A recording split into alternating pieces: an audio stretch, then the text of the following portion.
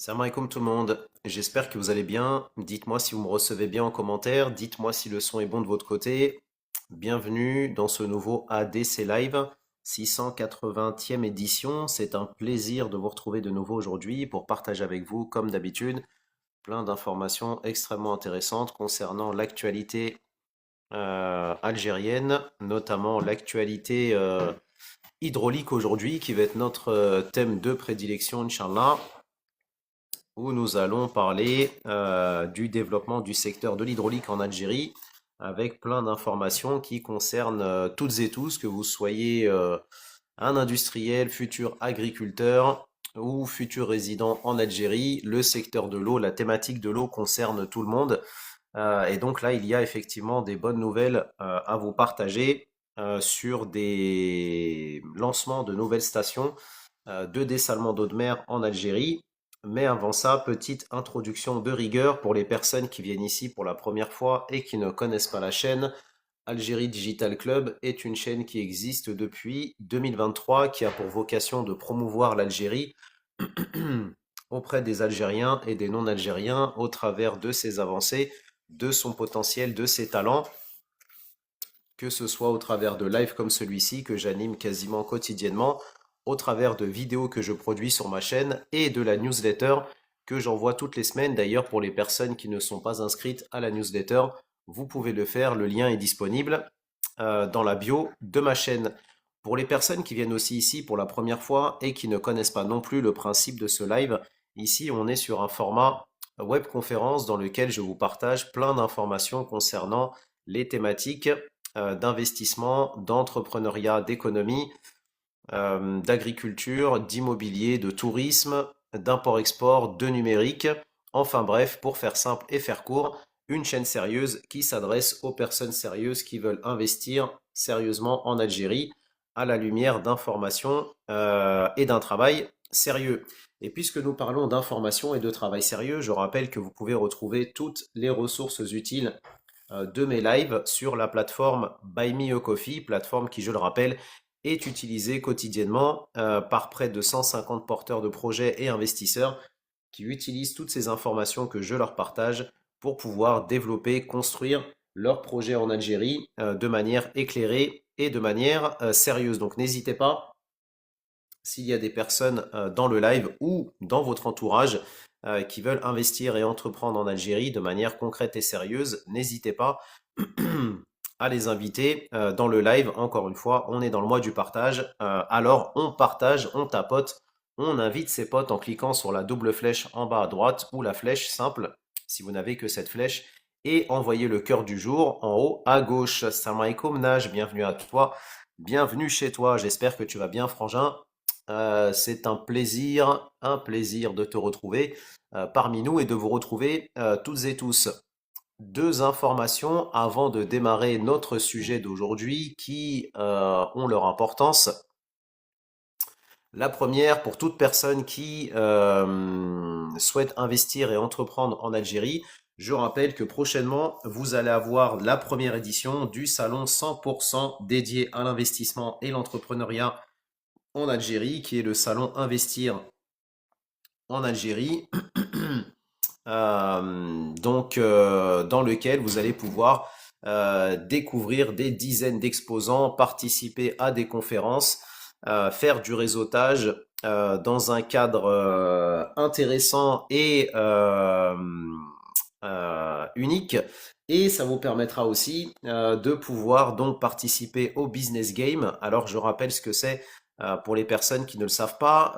Les frangins, les frangines qui sont ici, hein, partagez le live au maximum. Je l'ai dit, on est dans le mois du partage. Alors on partage. Donc ce business game est un événement qui va vous permettre donc de travailler sur une étude de cas fictive. Si vous êtes, et je le dis et je le répète, si vous êtes un porteur de projet qui a envie d'investir et d'entreprendre en Algérie, c'est une occasion vraiment unique et vous allez comprendre pourquoi. C'est une occasion vraiment en or, une occasion royale. Puisque si vous gagnez ce business game, donc c'est ouvert à toutes et tous, je le précise, sans contrepartie. Et donc il suffit juste d'être sérieux hein, de nos jours, et donc d'avoir un projet concret d'investissement ou d'avoir une envie sincère de lancer un projet pour investir et entreprendre en Algérie. Donc ça, c'est la première chose. Et donc, si jamais vous gagnez ce business game, parce que certains peuvent se dire, oui, mais c'est quoi ce business game? Donc, je viens de vous expliquer. Mais qu'est-ce qu'on a à gagner à participer à ce business game? Eh bien, c'est simple. Si vous êtes un porteur de projet et un investisseur sérieux et concret, ce business game, si vous le gagnez, vous allez avoir 4 mois d'accompagnement et de coaching qui vont vous être offerts.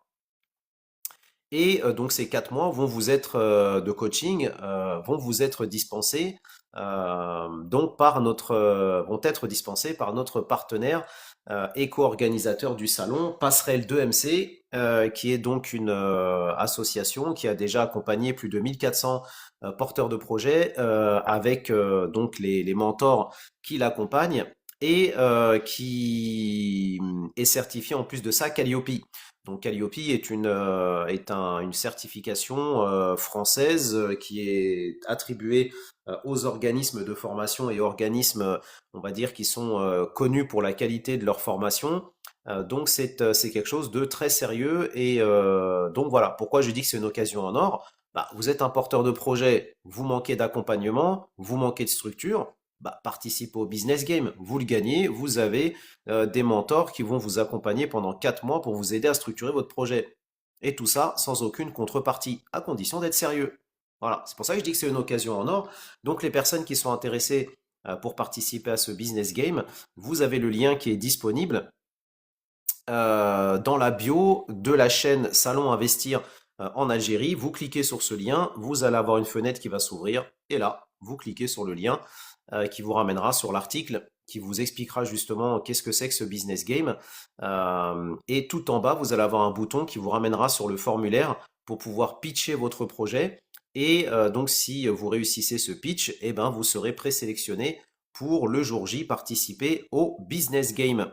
Salam alaikum Keltoum, salam alaikum à toutes celles et ceux qui viennent d'arriver dans le live. Et effectivement, Nage qui travaille avec nous à la mise en place de ce salon et de ce business game vous dit la contrepartie, c'est d'être sérieux et engagé dans son projet, donc dans votre intérêt. Effectivement, c'est pour ça que j'insiste autant ici, et que nous insistons autant ici de manière générale sur le sérieux des personnes avec lesquelles on échange. C'est pas parce qu'on est sur TikTok que sur TikTok on ne peut pas trouver des personnes très sérieuses. D'ailleurs, on a développé tout notre écosystème de la ADC Family à partir de TikTok. Et on ne cesse de rencontrer jour après jour des personnes, des bonnes personnes et des personnes sérieuses qui veulent développer l'image de l'Algérie, développer l'accompagnement et aider les porteurs de projets à investir et à entreprendre en Algérie de manière concrète et sécurisée. Un autre avantage aussi de ce business game, et ça je cite notre frangin Si Farouk, c'est que l'avantage de ce business game, ça permet de sécuriser votre parcours. C'est-à-dire que en ayant un accompagnement ici pendant 4 mois pour vous aider à développer votre projet, bah, vous sécurisez votre projet, sécurisez votre parcours pour pouvoir ensuite faire la bascule en Algérie avec notamment des partenaires avec lesquels on travaille et avec lesquels on va travailler, Inch'Allah, sur place. Donc ça, aujourd'hui, c'est une combinaison qui est unique, c'est-à-dire accompagnement en France, pré-incubation en France de votre projet, sécurisation de votre projet en France, et ensuite donc bascule vers l'Algérie pour vous aider donc à lancer concrètement votre projet. Voilà, donc ça c'est important à comprendre ça. Surtout, encore une fois, je le répète, si vous êtes un vrai porteur de projet concret et sérieux. Voilà, donc les personnes qui veulent participer à ce business game, encore une fois, le lien est dans la bio donc du compte Salon Investir qui est avec moi en bas à droite.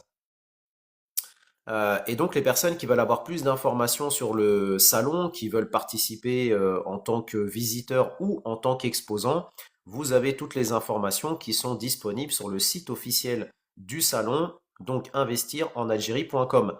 Donc toute information, toute news, toute évolution de cet événement et breaking news, tout ça disponible sur le site investirenalgérie.com. Donc si l'événement vous intéresse, pensez aussi à votre entourage.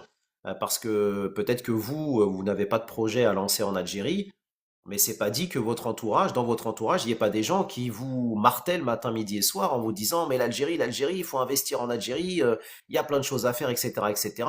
Donc si vous l'avez déjà fait, ou en tout cas vous n'êtes pas prêt pour sauter le pas, et ben dans votre réseau, vous avez peut-être des gens qui, eux, ont envie de sauter le pas et sont prêts. Donc, partagez-leur le live, partagez-leur le site investirenalgérie.com et partagez-leur donc le compte TikTok du salon Investir en Algérie. Voilà, il faut pas être. Je sais qu'on partage beaucoup de choses à droite à gauche.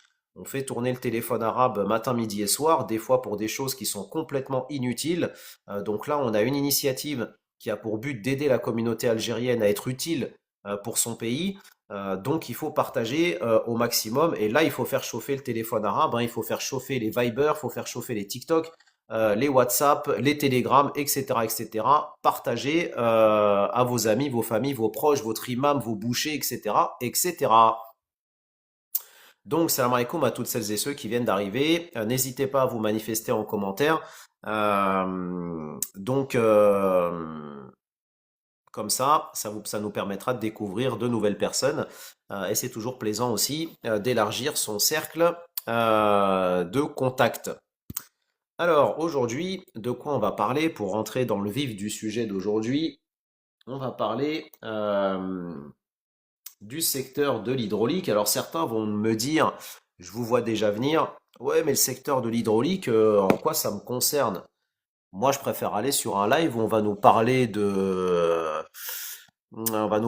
briques, on va nous parler de la chorba, on va nous parler des extensions de cheveux. Voilà, moi je préfère ce genre de live. L'hydraulique, en quoi ça me concerne? Bah, si tu es déjà si tu es algérien, tout ce qui touche à l'Algérie est censé te concerner. Si vraiment tu aimes ton pays, première chose. Deuxièmement, si tu as envie demain d'investir en Algérie ou ne serait-ce que d'y vivre, il est très important de savoir ce que l'Algérie est en train de développer dans le pays pour savoir si effectivement l'Algérie est aujourd'hui mûre pour toi, en tout cas pour ton projet de vie, d'installation, de business, si tu as envie de te lancer dans l'agriculture, si tu as envie de te lancer dans l'industrie ou d'autres projets, bah, il est très important justement de savoir comment l'Algérie se développe de ce côté-là. Alors, avant de démarrer le sujet, je rappellerai une ou deux informations tout aussi utiles. Exactement, Nage.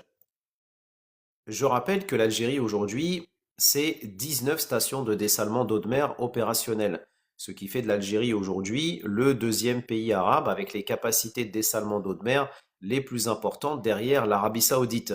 Et ça, c'est un retard que l'Algérie a rattrapé en l'espace de quelques années, puisqu'en l'espace de 2 ans, un peu plus de 2 ans, l'Algérie a construit 5 stations de dessalement d'eau de mer. Donc l'année dernière, elle a inauguré ces cinq nouvelles stations, donc passant de 14 à 19 aujourd'hui. Et ça, construit avec des compétences algériennes et des entreprises algériennes. Donc ça, c'est très important à comprendre. Et c'est un changement de paradigme. C'est un changement de paradigme parce que justement, en ayant justement quelque part réussi aujourd'hui à ne plus simplement s'appuyer, en tout cas, sur des compétences extérieures, elle a su aujourd'hui développer une industrie en propre avec des compétences et des entreprises qui gèrent aujourd'hui ces stations de dessalement d'eau de mer.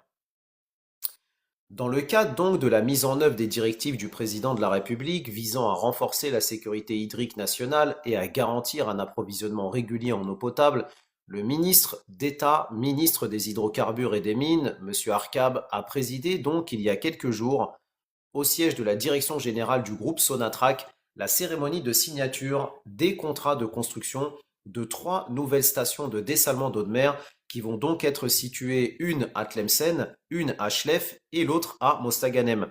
Puisqu'on l'avait déjà dit d'ailleurs précédemment, Donc la région ouest va être plutôt bien lotie avec ces nouvelles stations de dessalement d'eau de mer, bien qu'il y en ait déjà d'autres opérationnelles, hein, notamment sur Oran, puisque l'année dernière, l'une des 5 stations qui a été inaugurée dans l'ouest d'Oran, donc à Cap-Blanc notamment.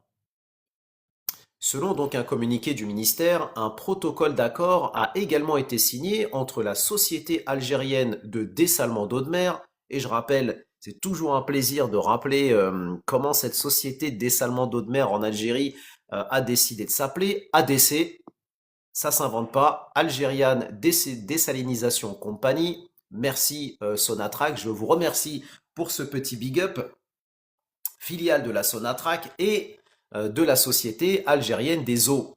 La cérémonie s'est déroulée en présence donc du ministre des Ressources en eau, Monsieur Derbal, et le PDG notamment de la Sonatrach, du PDG aussi d'ADC et de l'ADE, ainsi que de plusieurs dirigeants notamment.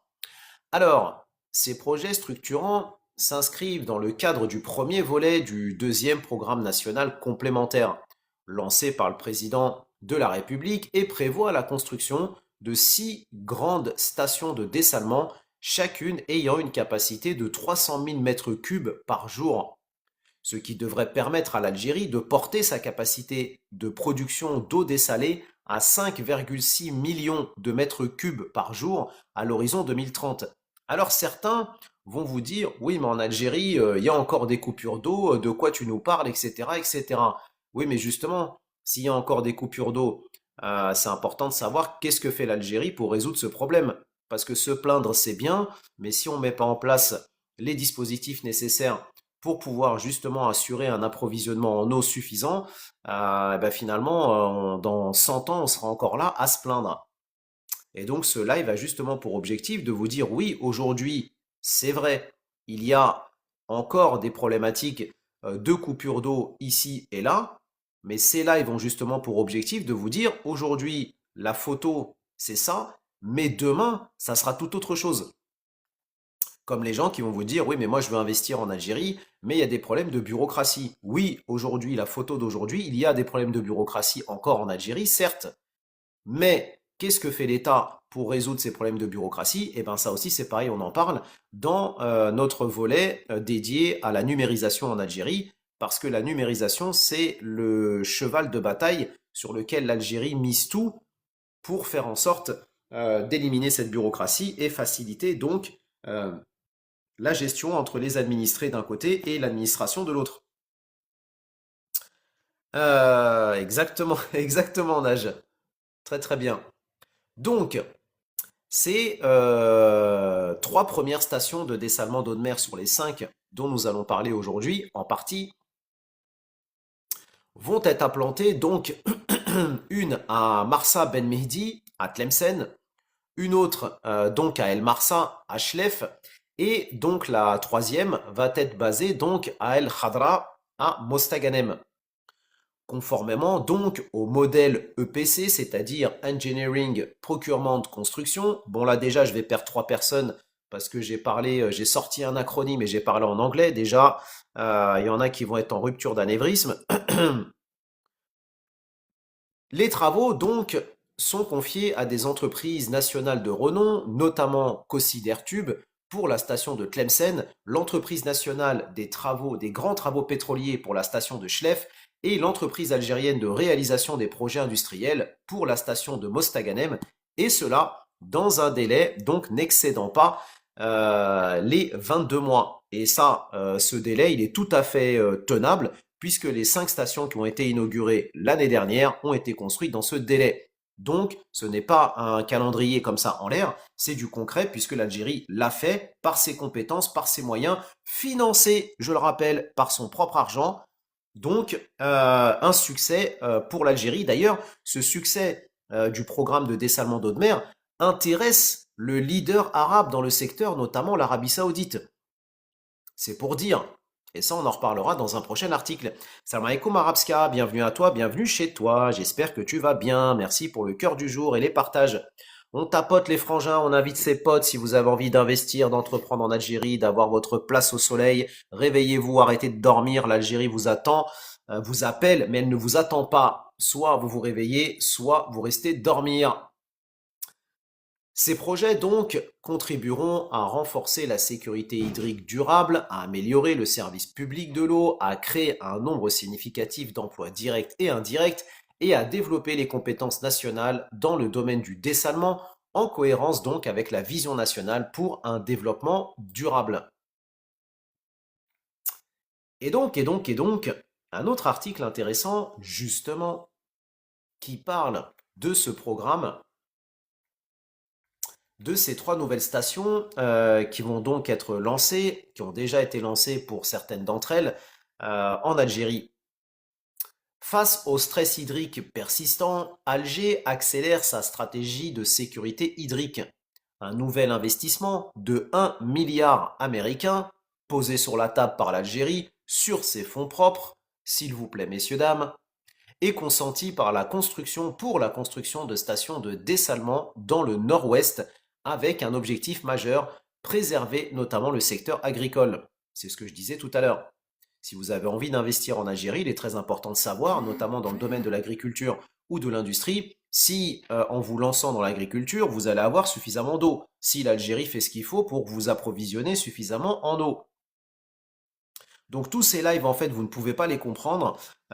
Effectivement, si vous venez ici pour la première fois, c'est pas de votre faute, mais je vous le dis avec bienveillance, vous ne pouvez pas comprendre en fait l'ensemble de ces thématiques parce qu'en fait tous les lives que j'anime font partie en fait d'un même collier de perles, et en fait chaque perle euh, permet justement de constituer, ou comme un puzzle si vous voulez, chaque live est une pièce d'un puzzle. Et donc s'il vous manque des pièces, bah forcément vous allez avoir du mal à comprendre de quoi on parle ici. Mais si vous voulez justement avoir toutes ces pièces et constituer votre puzzle progressivement, rendez-vous sur Buy Me a Coffee. C'est dessus que vous allez pouvoir retrouver tous les replays, les résumés, les ressources de mes lives précédents. À condition que vous soyez sérieux, je précise. Salam alaikum user, bienvenue à toi, bienvenue chez toi. En effet, donc, le gouvernement vient de débloquer une enveloppe confortable de 1 milliard américain pour la réalisation de trois nouvelles stations de dessalement d'eau de mer dans les régions de Tlemcen, Mostaganem, mais aussi Chlef. Alors, il est bon de rappeler que les 5 stations de dessalement d'eau de mer que l'Algérie a construites ces 2 dernières années, qui ont été lancées l'année dernière, ont nécessité une enveloppe de 2,5 milliards américains. Ce projet d'envergure, qui devrait apporter une capacité supplémentaire de 900 000 mètres cubes par jour, s'inscrit dans un plan global de 5,4 milliards américains visant à répondre aux besoins croissants des 47 millions d'habitants dans le pays. Donc quand vous avez des gens qui vous disent ouais mais l'Algérie qu'est-ce qu'elle fait pour résoudre, il y en a marre des coupures d'eau, etc., ceci, cela, tati, tatère. Est-ce que ces personnes-là ont aussi l'objectivité de vous dire que oui, depuis des années, il y a ce problème-là de coupure d'eau qui n'est pas forcément dû et on va dire imputable à l'équipe qui est en place. Mais force est de constater, force est de reconnaître qu'en quelques années, l'Algérie a quand même su construire, si on rajoute ces 5 stations de dessalement d'eau de mer avec un délai de 22 mois, ça veut dire que 22 mois, ça nous ramène à 2028. Ça veut dire que l'espace de 2 quinquennats du président actuel en Algérie, du président Tebboune, l'Algérie aura construit 10 stations de dessalement d'eau de mer. C'est plutôt pas mal. Selon donc Larsen Bada, PDG de l'Algérienne des eaux, cette augmentation de la production vise un double objectif. En plus de sécuriser l'approvisionnement en eau potable pour la population, elle permettra aussi de libérer des volumes d'eau douce moins coûteux pour des secteurs vitaux.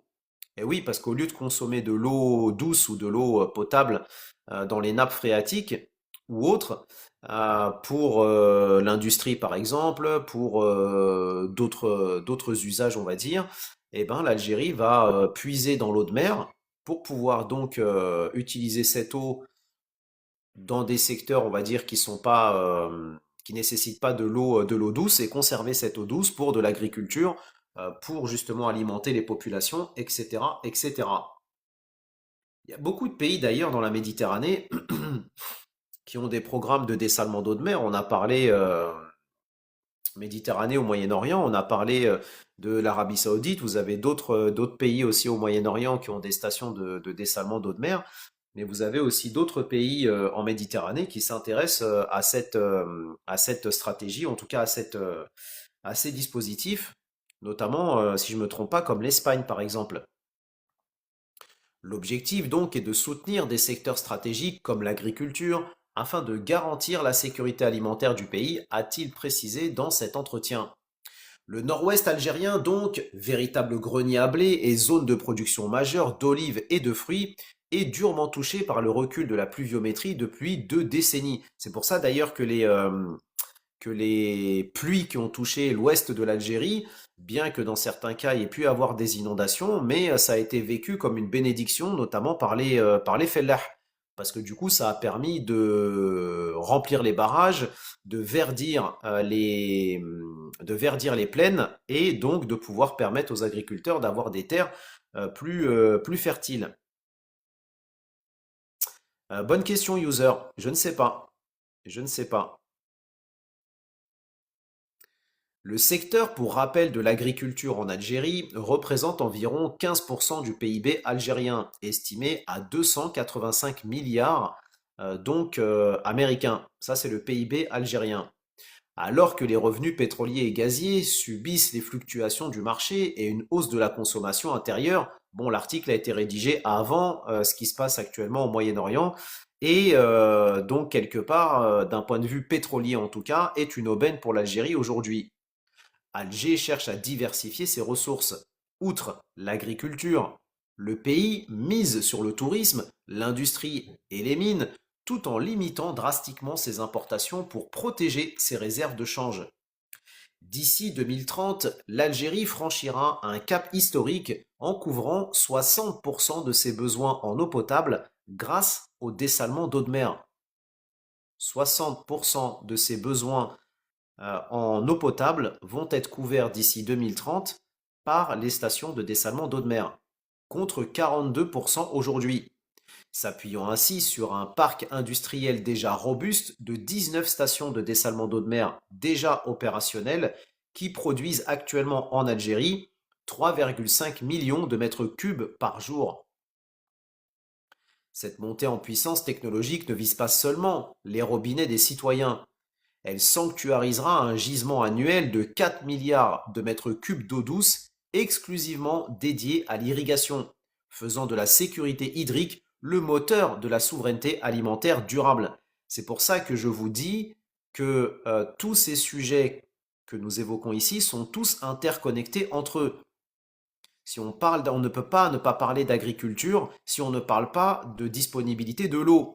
On ne peut pas parler de développement de l'industrie qui, elle aussi, est gourmande en eau sans parler du développement de cette industrie hydrique. Ça va avec. Et donc forcément, si vous avez envie d'investir en Algérie, vous devez absolument vous intéresser à cette thématique. Parce que dire ça ne m'intéresse pas, moi je veux me lancer dans l'agriculture, merci, au revoir, je vais dans un autre live, eh ben, tu fais comment si demain tu veux irriguer ta terre mais il n'y a pas d'eau? C'est QFD.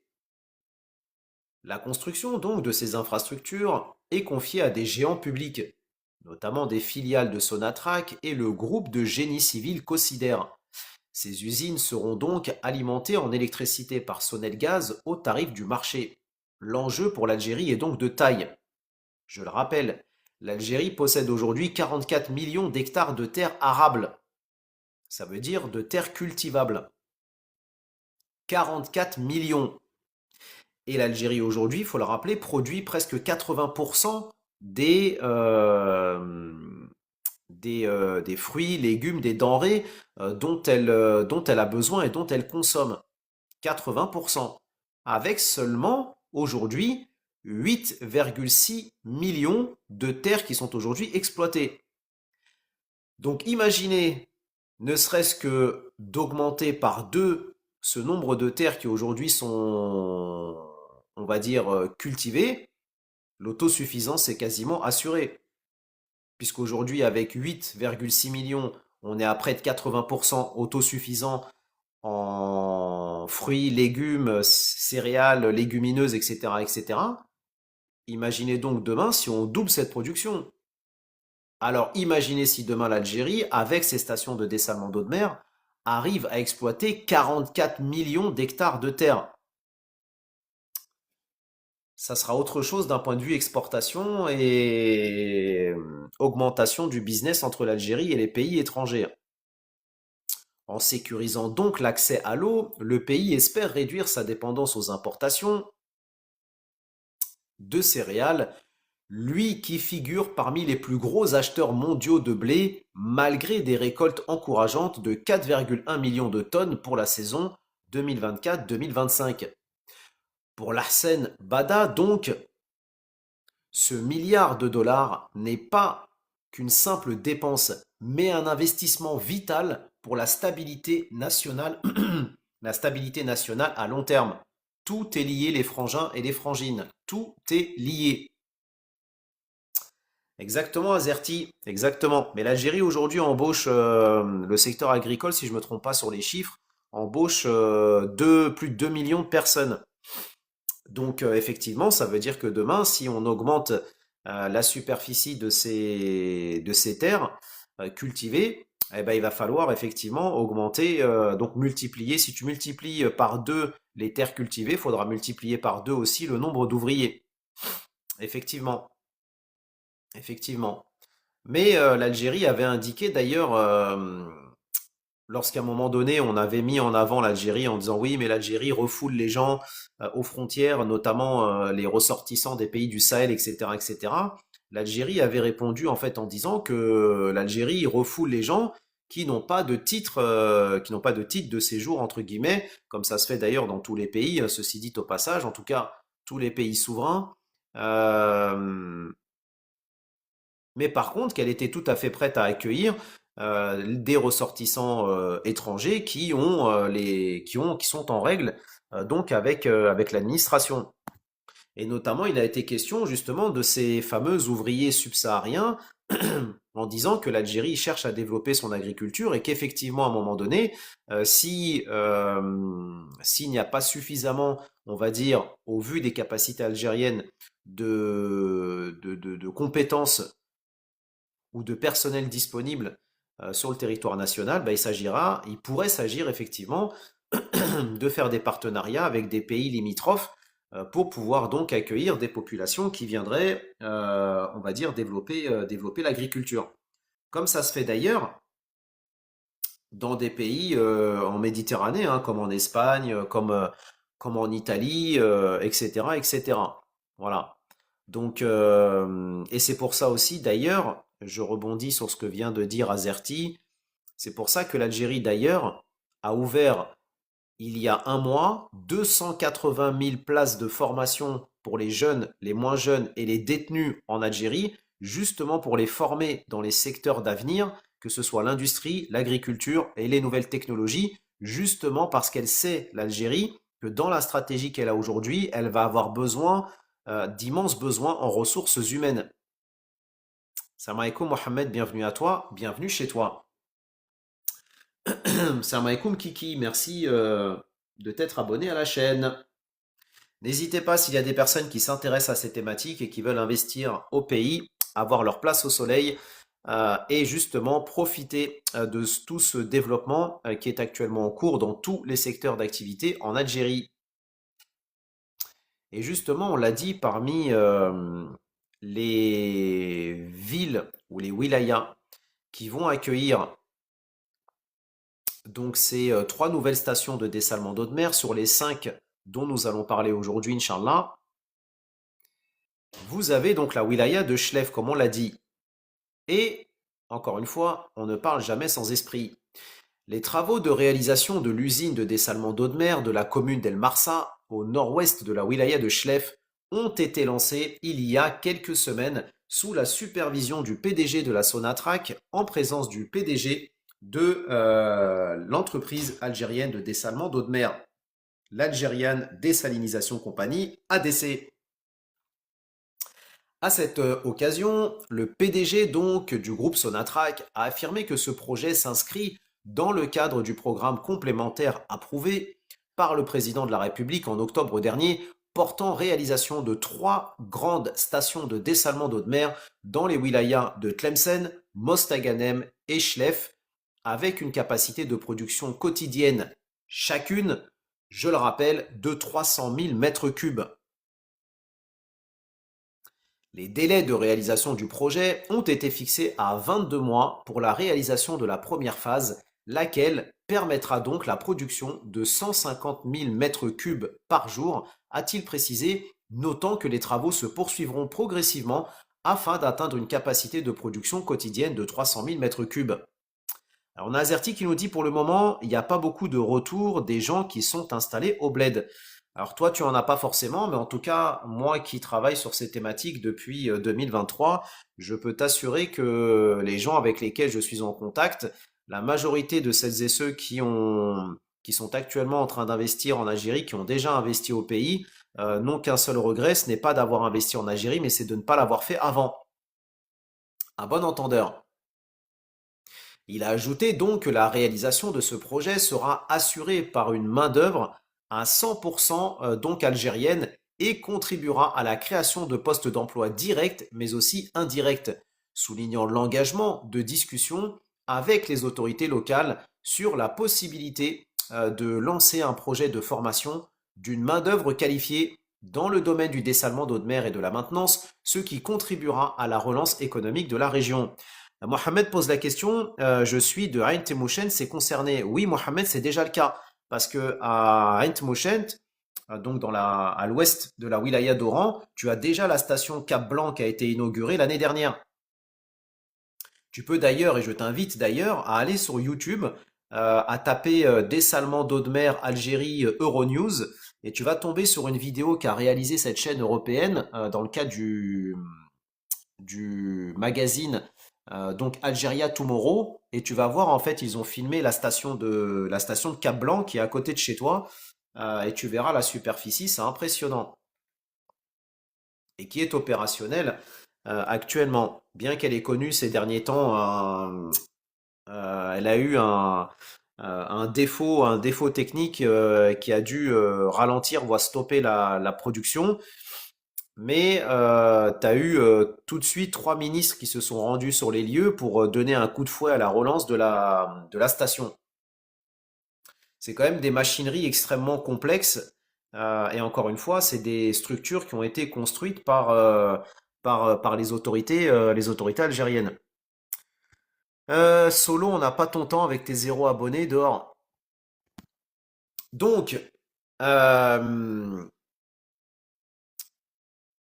cette infrastructure donc stratégique.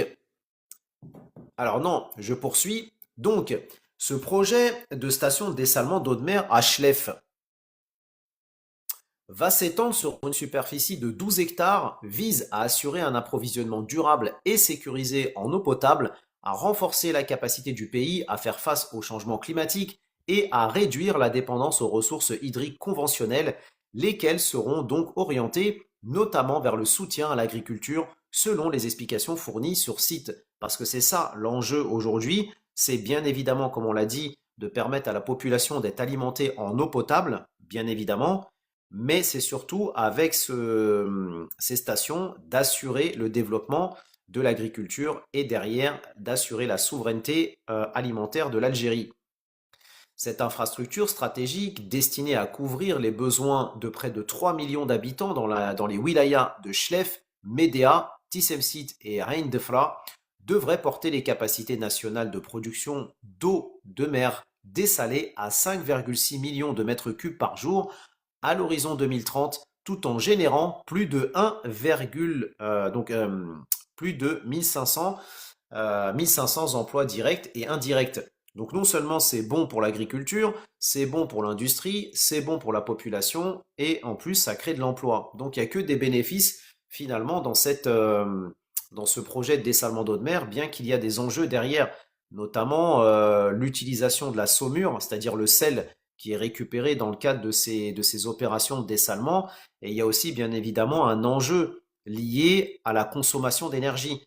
Parce qu'en fait, ce secteur des stations de dessalement sont très énergivores. Donc il y a aussi cet enjeu-là que l'Algérie doit réussir à relever. C'est pour ça qu'il y a plusieurs, on va dire, plusieurs leviers sur lesquels elle s'appuie. Vous avez le premier levier qui consiste à faire en sorte d'utiliser des technologies qui vont dessaler l'eau de mer, qui sont moins énergivores. Par exemple, vous avez des membranes qui sont utilisées, donc qui sont fabriquées, si je ne me trompe pas, au Japon.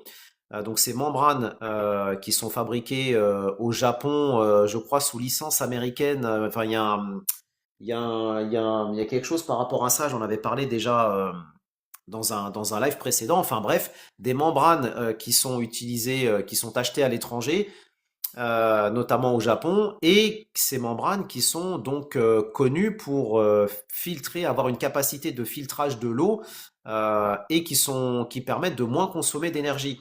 Donc il y a d'abord cette technologie-là que l'Algérie utilise, et il y a d'autres leviers sur lesquels elle souhaite s'appuyer, comme l'utilisation des énergies renouvelables. Ça c'est pareil, c'est un autre secteur porteur en Algérie. Je ne vais pas rentrer dans ce sujet-là. Les personnes qui veulent creuser le sujet, rendez-vous sur Buy Me a Coffee.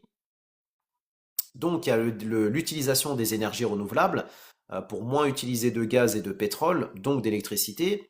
Mais il y a aussi le nucléaire civil, puisque l'Algérie s'intéresse au nucléaire civil, notamment pour la santé avec les Chinois et avec les Russes, notamment pour pouvoir donc construire des petites centrales nucléaires, ces petites centrales qui vont permettre donc d'alimenter ces centrales de dessalement d'eau de mer.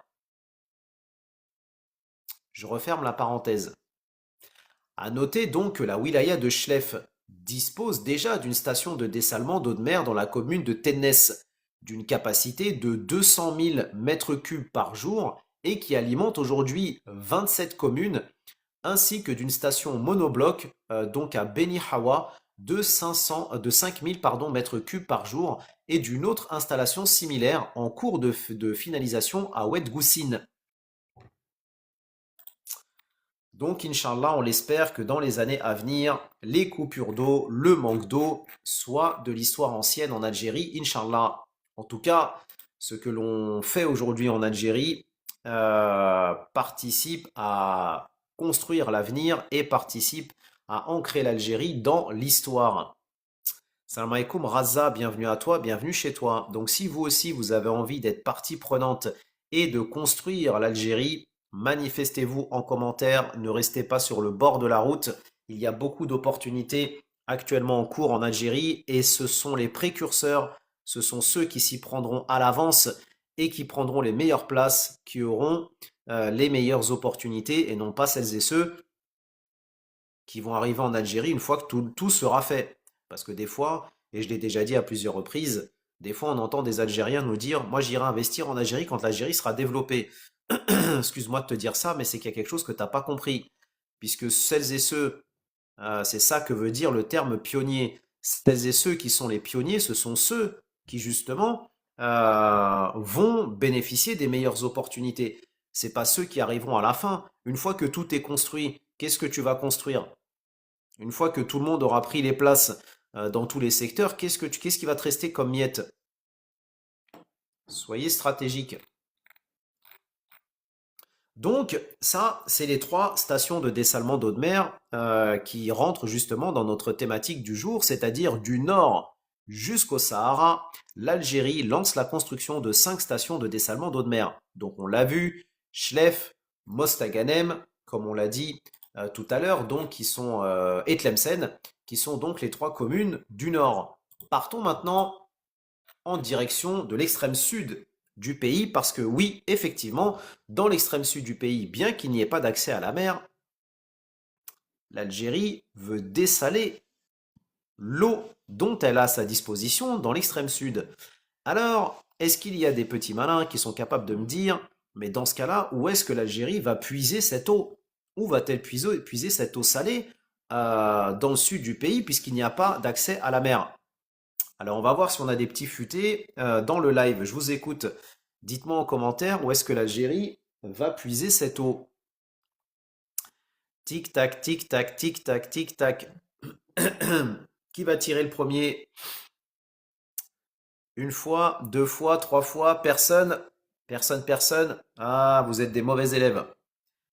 L'Algérie va donc puiser, exactement, tout à fait, user, bravo, bravo, bravo. L'Algérie va puiser en fait cette eau dans la nappe de l'Albien, puisqu'il faut le rappeler, l'Algérie possède la plus grande nappe d'eau souterraine au monde, qui est la nappe de l'Albien, qui est donc en termes de superficie l'équivalent de 2,2 fois la taille de la France.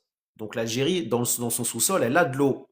Hein, quand on a des gens qui nous disent ouais mais l'Algérie est composée majoritairement de désert, vous êtes un pays de désert, on fait rien avec le désert. Non, on fait rien avec toi, mais l'Algérie par contre va faire beaucoup de choses avec son désert et elle en fait déjà actuellement beaucoup. Hein, industrie, mines, agriculture, etc., etc. Donc cette nappe de l'Albien, qui est donc située à 70% sous le désert algérien, 20% en Libye et 10% en Tunisie. Je rappelle d'ailleurs que cette nappe de l'Albien est co-gérée par une société, donc tripartite, donc une société qui est gérée à la fois par l'Algérie, par la Libye et par la Tunisie. Donc, 2,2 fois la taille de la France, c'est ce que l'Algérie possède en termes de taille de ressources d'eau dans son Sahara. Et c'est là-dedans que les stations de dessalement d'eau de mer qui vont être construites à Tamanrasset et Tindouf vont aller puiser. Pourquoi, à votre avis? Eh ben, si vous avez suivi le début du live tout à l'heure, pour développer l'industrie, notamment minière, mais aussi pour développer l'industrie, le secteur agricole. L'Algérie donc va construire deux stations de dessalement d'eau, une à Tamanrasset et une à Tindouf, deux wilayas situés à l'extrême sud du pays. L'annonce a été faite par le président Abdelmajid Tebboune lors d'une réunion du Conseil des ministres qu'il a présidé, je le rappelle, donc le mardi 10 février. Concernant le secteur des ressources en eau, le président Tebboune a enjoint au ministre des Ressources en eau et de la sécurité hydrique de lancer au cours du mois prochain, c'est-à-dire du mois de mars, on est en plein dedans, la réalisation de deux stations de dessalement d'eau à Tamanrasset et à Tindouf au profit des habitants de ces deux wilayas, insistant sur le caractère stratégique de ces deux projets pour les habitants de notre Grand Sud, lit-on dans le communiqué. Le chef de l'État a également ordonné la réalisation d'une station d'épuration et de traitement des eaux usées à Tindouf, destinée notamment aux projets agricoles prometteurs, précise la même source, qui a ajouté qu'il a aussi enjoint au ministre des Ressources en eau et de la Sécurité hydrique de redoubler de vigilance et de renforcer les mesures de précaution et de contrôle lors des opérations de délestage des eaux excédentaires des barrages, donc des barrages qui sont pleins. Il a également insisté sur l'importance capitale du respect des plans de distribution de l'eau potable à l'échelle nationale tout au long de l'année, estimant que l'interruption de l'alimentation en eau potable ayant touché les habitants de la wilaya avant d'être donc de la wilaya de Chlef avant d'être récemment rétablie est totalement inacceptable et engage la pleine responsabilité des concernés. Donc ça, en fait, c'est un coup de semonce qui a été envoyé à destination notamment des autorités sur place pour dire en gros, on suit effectivement ce que vous faites et il n'est pas acceptable qu'il y ait des coupures de ce type, donc à vous de faire le travail. Il a fermement mis en garde contre tout laxisme pouvant conduire à de telles situations. Merci user, à bientôt Inch'Allah, salam alaikum Nado, bienvenue à toi, bienvenue chez toi. Alors comment faire une usine de dessalement d'eau de mer avec quelle eau? C'est pas plus facile les forages que faire des usines. Ah bah, comme je l'ai dit, Azerty, l'Algérie va puiser en fait dans sa nappe phréatique, la nappe de l'Albien. C'est là où elle va aller chercher de l'eau, entre autres. Donc c'est une excellente nouvelle. Excellente nouvelle. Partagez les frangins et les frangines, hein, je compte sur vous. Arrêtez de dormir. C'est pas parce qu'on est en période de Ramadan hein, qu'on peut pas liker, on peut pas partager. Hein. On dirait que certains ont du mal à partager. Hein. C'est pas interdit, c'est pas péché hein, de partager. Donc on est dans le mois du partage, on tapote, on invite ses potes et surtout, s'il y a des personnes qui veulent investir et entreprendre en Algérie, rejoignez-nous dans la ADC Family. le collectif qui vous apprendra beaucoup de choses et qui vous permettra justement de pouvoir développer votre réseau, Inch'Allah. Oui, Azerty, je parle plus d'usine que de forage aujourd'hui parce que c'est l'objet du live. Mais l'Algérie ne se repose pas simplement sur les stations de dessalement d'eau de mer pour pouvoir en fait développer ou en tout cas améliorer sa sécurité hydrique. On va le voir dans la suite du live. Il y a les stations, il y a les stations d'épuration, il y a les barrages et bien évidemment il y a aussi les forages. On en avait parlé d'ailleurs dans un live précédent sur le nombre de forages qui ont été faits en Algérie l'année dernière d'ailleurs, qui sont extrêmement importants, justement pour permettre le développement de l'agriculture. Mohamed nous dit, et les parties contaminées par les colons, c'est pas risqué. C'est pour ça que l'Algérie demande les plans à la France, justement sur les essais nucléaires qui ont été faits en Algérie. D'ailleurs, ceci dit au passage, il faut remercier le territoire algérien. La France peut remercier le territoire algérien d'avoir servi, hein, comme d'ailleurs la Nouvelle-Calédonie, de zone pour pouvoir tester les premières bombes nucléaires françaises, notamment Gerboise Bleue. Salam alaikum le Sahraoui, bienvenue à toi, bienvenue chez toi. Et c'est pour ça que l'Algérie d'ailleurs, je vous avais relayé ça pour les membres de la DC Family. L'Algérie, elle a réalisé donc là récemment une opération de décontamination de sol, notamment dans le sud algérien, avec ses propres compétences et son propre savoir-faire, par ses propres ingénieurs. Donc oui, effectivement, il y a une question par rapport à ça. Affaire à suivre. Et donc, puisqu'on parle de stations de dessalement d'eau de mer, une autre information tout aussi intéressante d'ailleurs. Le groupe Sonatrach a annoncé début décembre de l'année dernière l'entrée en exploitation à pleine capacité de production de la station de dessalement d'eau de mer, donc dans la wilaya de Béjaïa, avec une capacité de 300 000 mètres cubes par jour.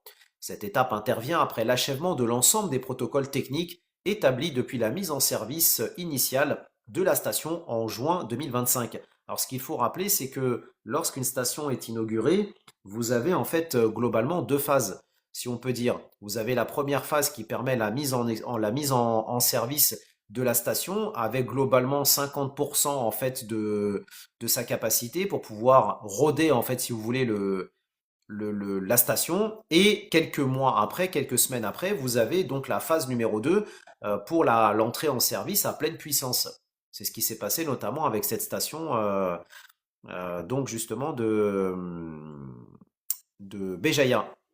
Sahraoui nous dit, nous on en a un gros souci, manque de main d'œuvre. Nous on a, alors j'ai pas compris la fin de ton commentaire, Sahraoui.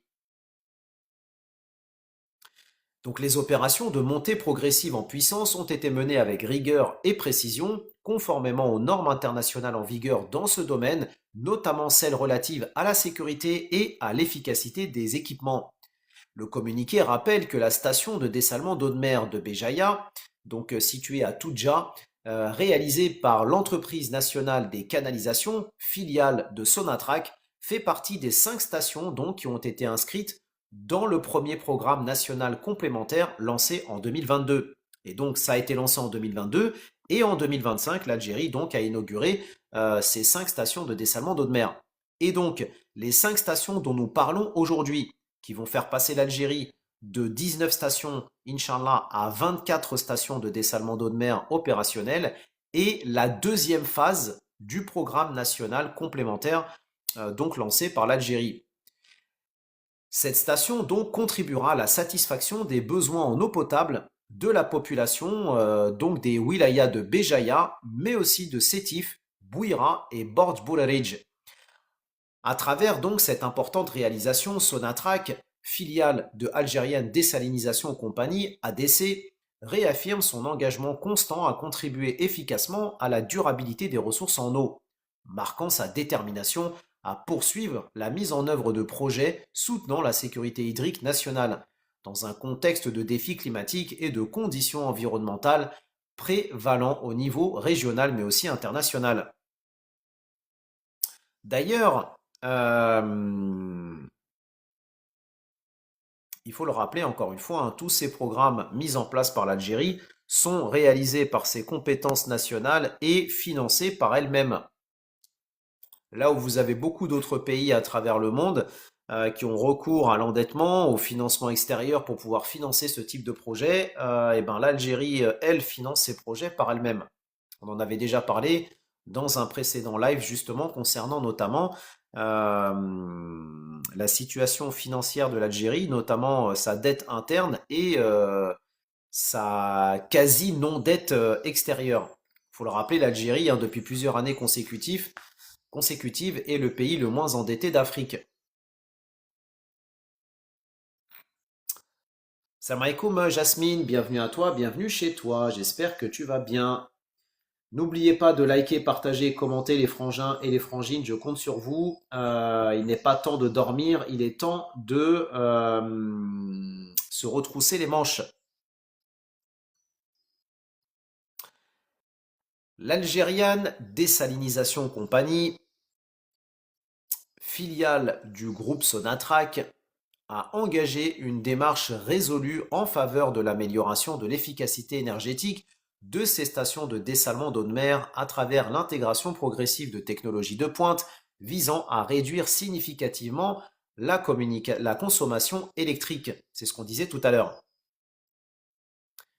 A indiqué donc Monsieur Hacheraf, qui est assistant PDG de l'ADC, chargé notamment de la communication.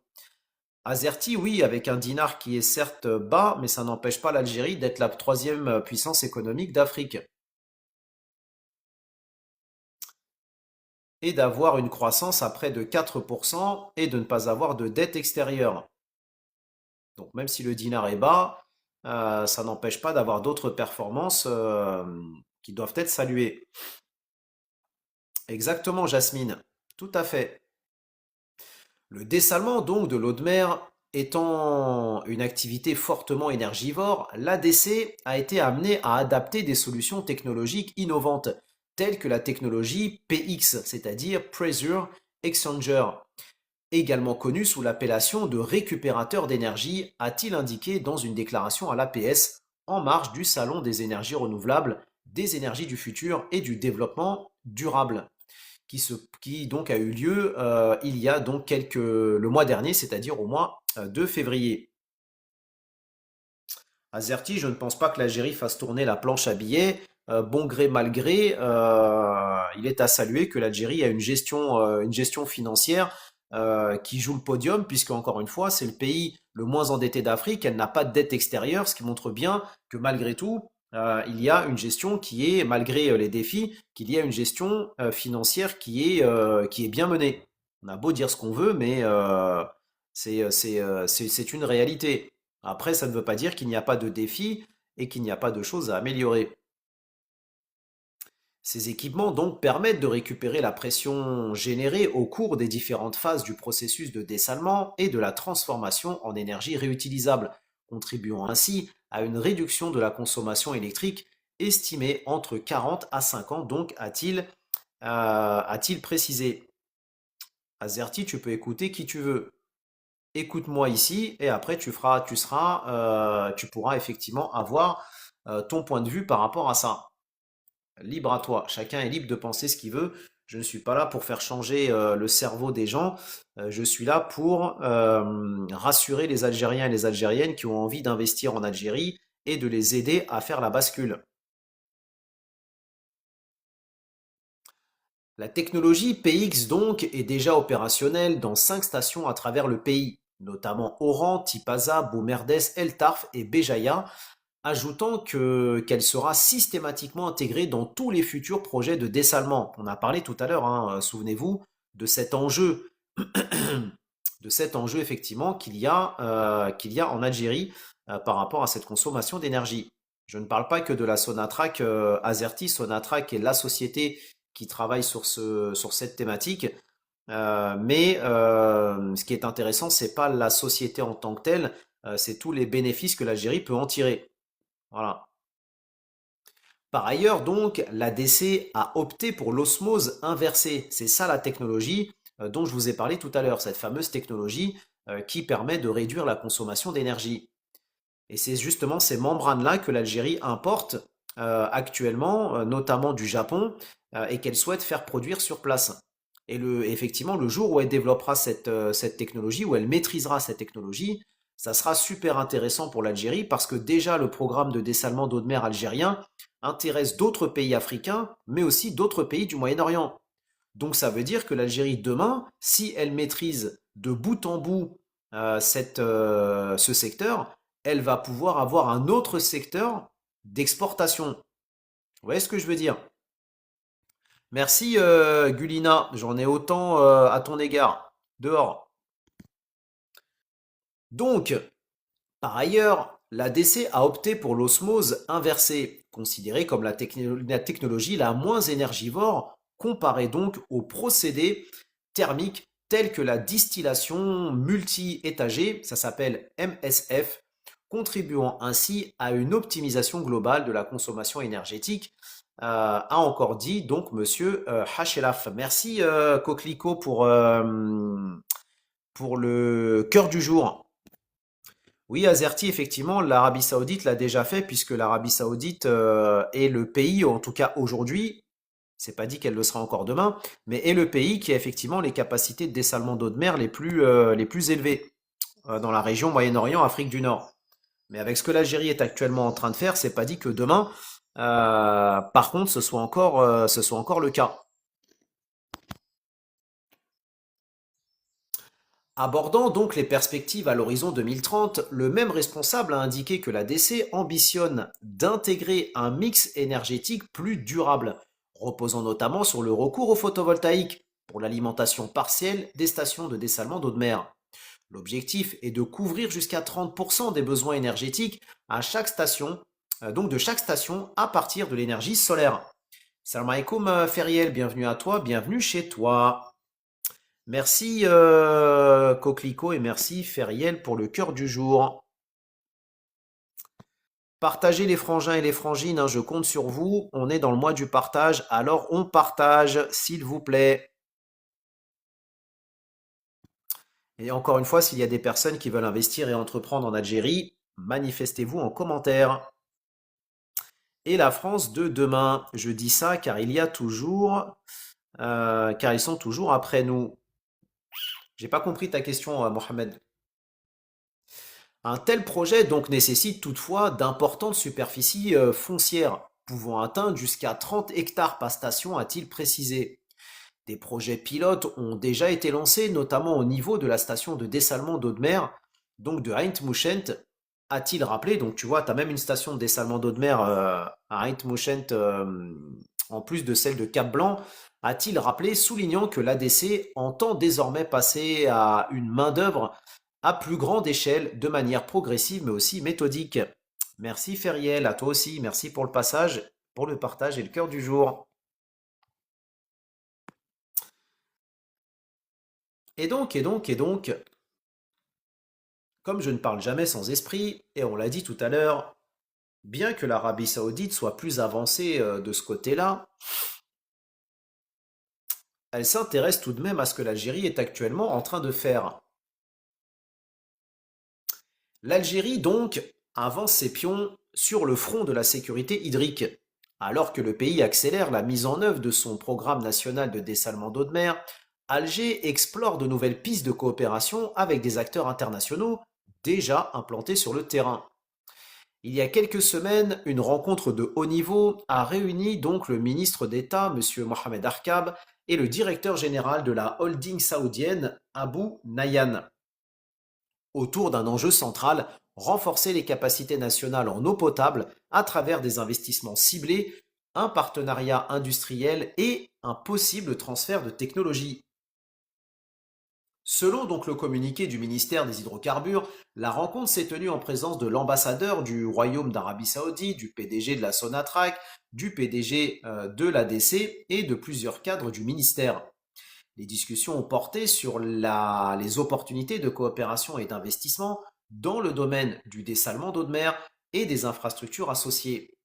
Le ministère évoque un échange inscrit dans un climat de relations fraternelles et privilégié entre l'Algérie et l'Arabie Saoudite, avec un accent particulier sur les projets stratégiques lancés par Alger pour répondre donc durablement à la demande en eau potable. C'est pour ça quand je vous dis à chaque live, pendant que vous êtes en train de vous poser des questions, est-ce que c'est le moment ou pas d'investir en Algérie? Vous avez le monde entier qui aujourd'hui est en train d'investir en Algérie des milliards.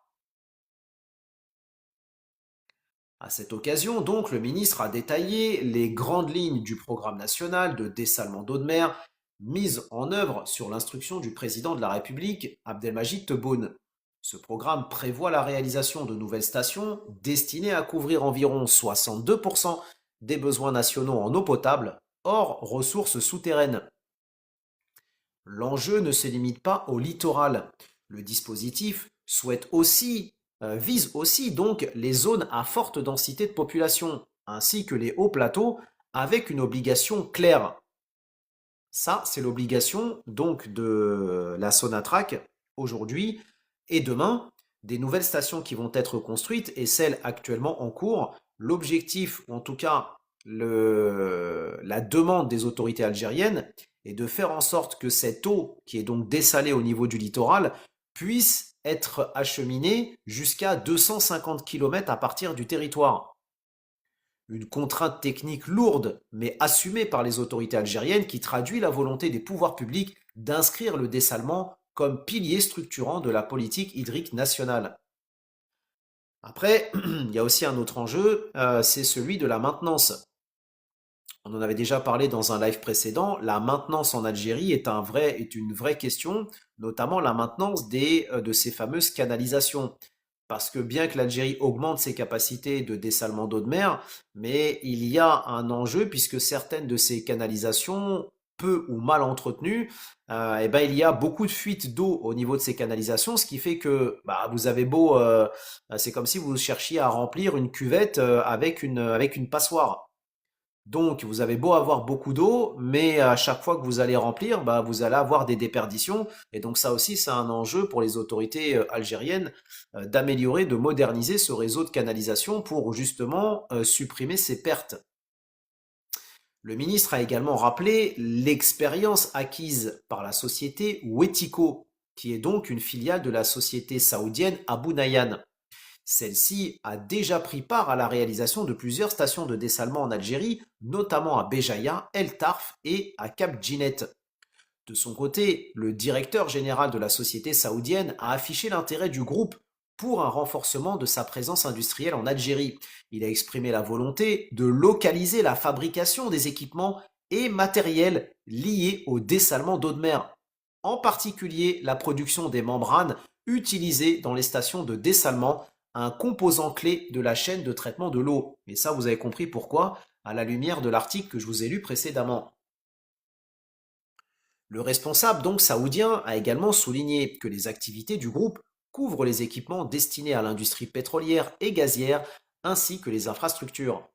À ce titre, il s'est dit disposé à étudier des projets de transfert de technologie et de développement de partenariats industriels locaux en cohérence avec la stratégie algérienne visant à accroître le taux d'intégration nationale et à renforcer le tissu industriel.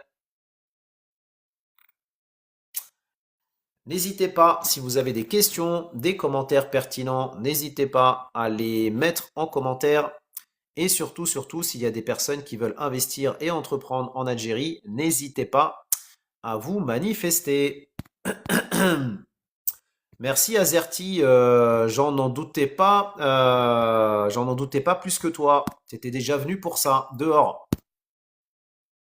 C'est sûr que quand t'as pas le niveau face à la réalité des choses, on peut que dire que c'est de la propagande, même quand ces programmes sont salués par des instances internationales comme la Banque mondiale, le Fonds monétaire international, et on va en reparler à la fin du live si on a le temps.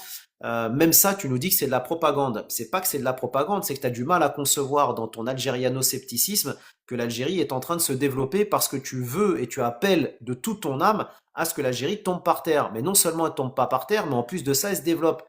Et c'est ça que tu as du mal à comprendre. Donc va chercher ailleurs ton négativisme pour continuer de cracher sur l'Algérie. Mohamed nous dit, et Oran, la deuxième ville d'Algérie. Oui, Oran, Oran est touché, est concerné par les stations de dessalement d'eau de mer. Station à Aït Mouchent, station donc à Cap Blanc et la station là, à Mostaganem, qui sont toutes des stations qui sont à proximité de la wilaya d'Oran. Puisque d'ailleurs la station de dessalement d'eau de mer aujourd'hui de Cap Blanc vise justement à subvenir aux besoins, notamment des communes qui sont basées à l'ouest d'Oran. Mais, comme je l'ai dit tout à l'heure, l'Algérie ne se repose pas simplement. Merci AK47 Rof. Il nous met des commentaires stupides et en plus de ça, il rigole à ses propres commentaires. Et après, c'est nous qui devons aller en psychiatrie. Dehors. Donc, comme je l'ai dit tout à l'heure, l'Algérie ne se repose pas simplement sur les stations de dessalement d'eau de mer, mais elle se repose aussi sur d'autres, on va dire, dispositifs, et notamment les barrages. Et à ce propos, justement, une information intéressante. 5 nouveaux barrages viennent renforcer les 81 barrages déjà existants dans notre pays. Celui de Renchla sera mis en eau très prochainement, a indiqué il y a quelques jours le directeur central de l'Agence nationale des barrages et des transferts, Nadia Ouchar, soulignant que l'apport de ces nouveaux barrages, devrait atteindre 300 millions de mètres cubes. Il s'agit de celui de Djedra dans la wilaya de Soukaras, déjà mis en eau et qui commence à se remplir, 2 barrages dans la wilaya de Tizi Ouzou, mais aussi un autre barrage dans la région de Khenchla et un autre à Annaba, qui n'est pas un barrage de stockage, mais servant à protéger donc la ville des crues et des inondations. Rejoins-nous dans la ADC Family Mohamed et t'en sauras plus sur moi et sur nous, Inch'Allah. L'intervenante a par ailleurs annoncé que d'autres projets sont à venir pour la construction de nouveaux barrages en application de la stratégie nationale de sécurité hydrique. Poursuivant ses propos, l'invité du jour de la chaîne 3 de la radio algérienne a déclaré que le taux de remplissage des barrages a connu en 2025 un léger recul en passant de 35% à 33%. Les volumes donc fluctuent au cours de l'année en fonction de la consommation et des apports. C'est pour ça d'ailleurs que les pluies qu'a connues la région ouest de l'Algérie, au niveau des barrages en tout cas, et pour l'agriculture, a été salutaire. Mohamed, est-ce que tu veux investir en Algérie ou est-ce que tu as déjà investi en Algérie? Et surtout, est-ce que tu as les moyens de tes ambitions si tu as envie d'y investir? Si la réponse elle est oui, je te donne tout de suite le lien, tu te connectes, tu nous rejoins et on avance ensemble de manière sérieuse. Si ce n'est pas le cas, je ne peux rien pour toi malheureusement. À ce propos, donc, le taux était de 40% en 2024, a-t-elle révélé, avant de noter que les apports pluviométriques qui se produisent simultanément en ce moment, même dans plusieurs wilayas du pays, notamment en neige, sont de bon augure et apportent l'espoir d'un taux de remplissage plus important. Toutefois, insiste-t-elle, la période hivernale vient de débuter, donc c'est un article qui date du mois de janvier. Et il faut attendre donc le printemps pour faire un premier bilan. Et le premier bilan a été effectivement a été plutôt positif parce que les barrages algériens se sont bien remplis justement avec ces pluies. Faire des barrages n'est pas dangereux, ça coupe la coulée naturelle. Si l'Algérie se lance dans cette stratégie et que d'autres pays se sont lancés dans la construction de barrages, c'est qu'a priori, je ne pense pas. Je ne pense pas. Je pense que c'est fait quand même de manière à bien étudier les choses solitaires. Bravo, Mohamed. Il faudrait cependant des précipitations pendant au moins 10 jours pour avoir un résultat remarquable, a-t-elle noté. Concernant le projet de l'interconnexion des barrages, Nadia Houchard a noté que cette démarche est indispensable, compte tenu des changements climatiques que connaît le monde, et dans un souci de réduire le phénomène de déséquilibres régionaux. Il existe plusieurs interconnexions au niveau national et des transferts proviennent du sud pour alimenter notamment les hauts plateaux.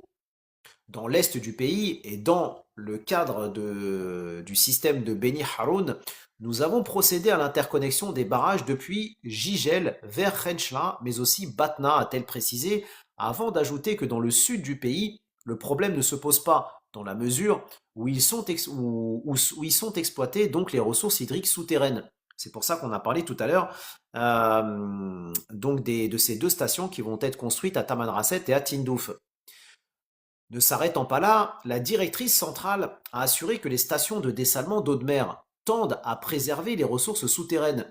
L'objectif est que l'eau provenant du dessalement d'ici 2030, pour rappel, on l'a dit tout à l'heure, représenteront, Inch'Allah, d'ici 2030, 60% de la consommation d'eau en Algérie.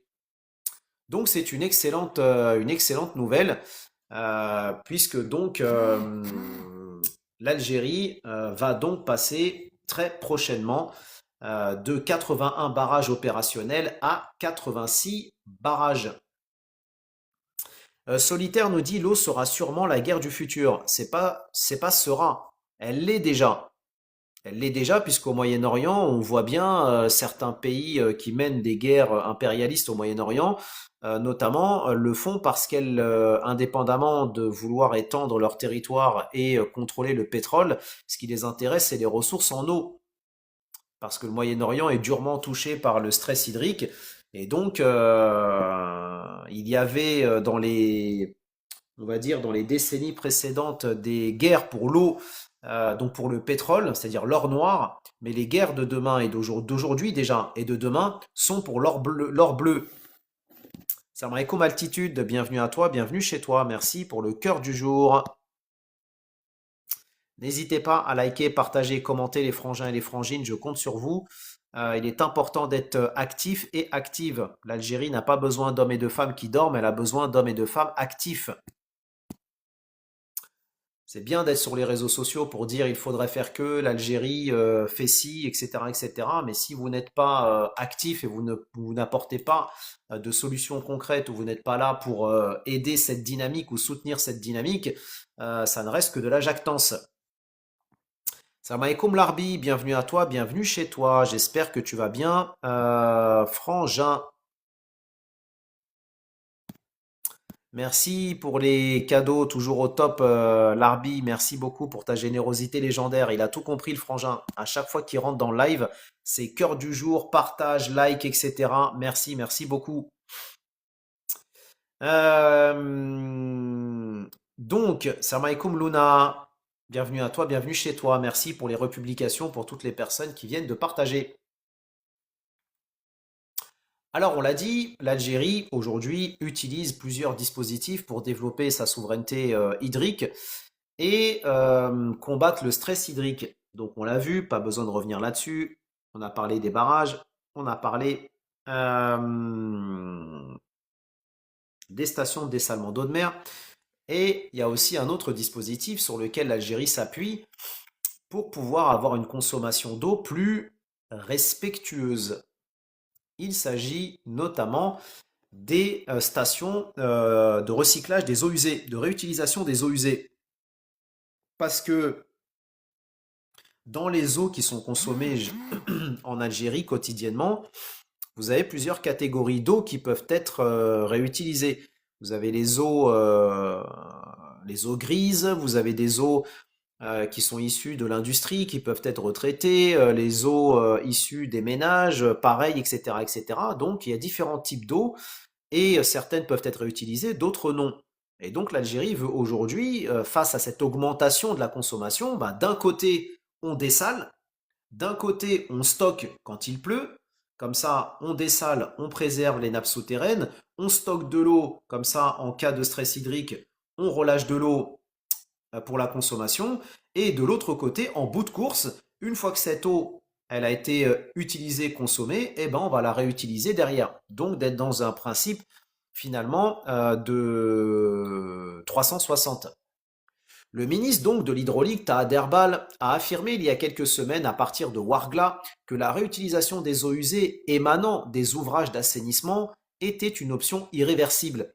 S'exprimant lors du lancement du projet de station de refroidissement d'eau au niveau de la commune de Ouargla, le ministre a indiqué que l'opération de réutilisation des eaux traitées est considérée comme une option essentielle de revalorisation des installations d'assainissement.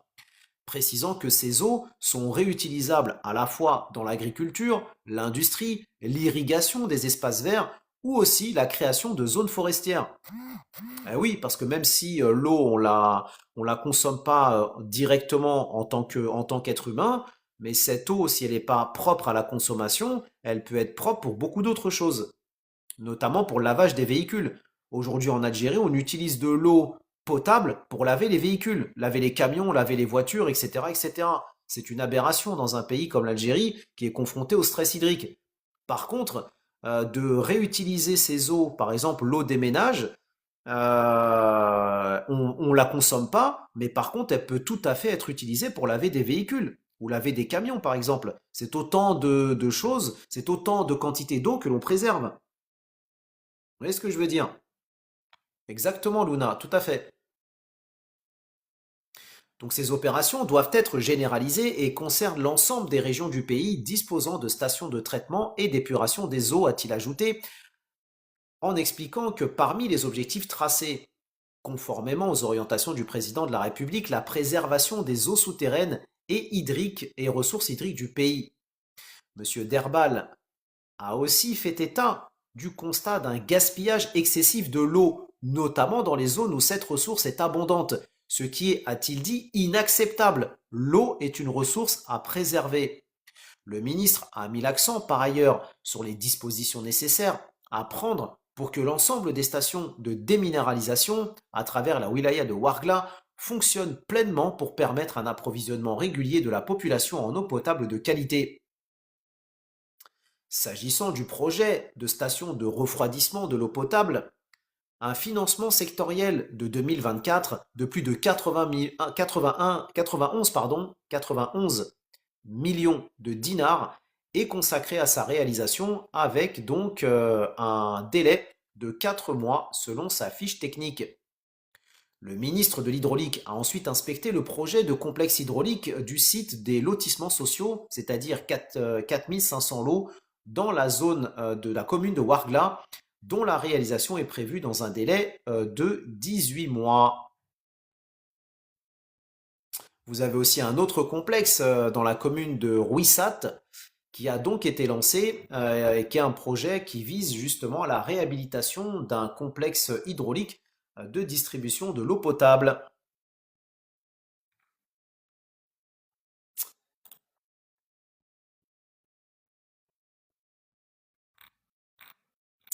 Ensuite, je vous partagerai aussi un autre article qui rejoint un peu finalement celui dont on a parlé tout à l'heure concernant l'amélioration des technologies utilisées par l'Algérie pour pouvoir donc développer ce secteur de l'hydraulique.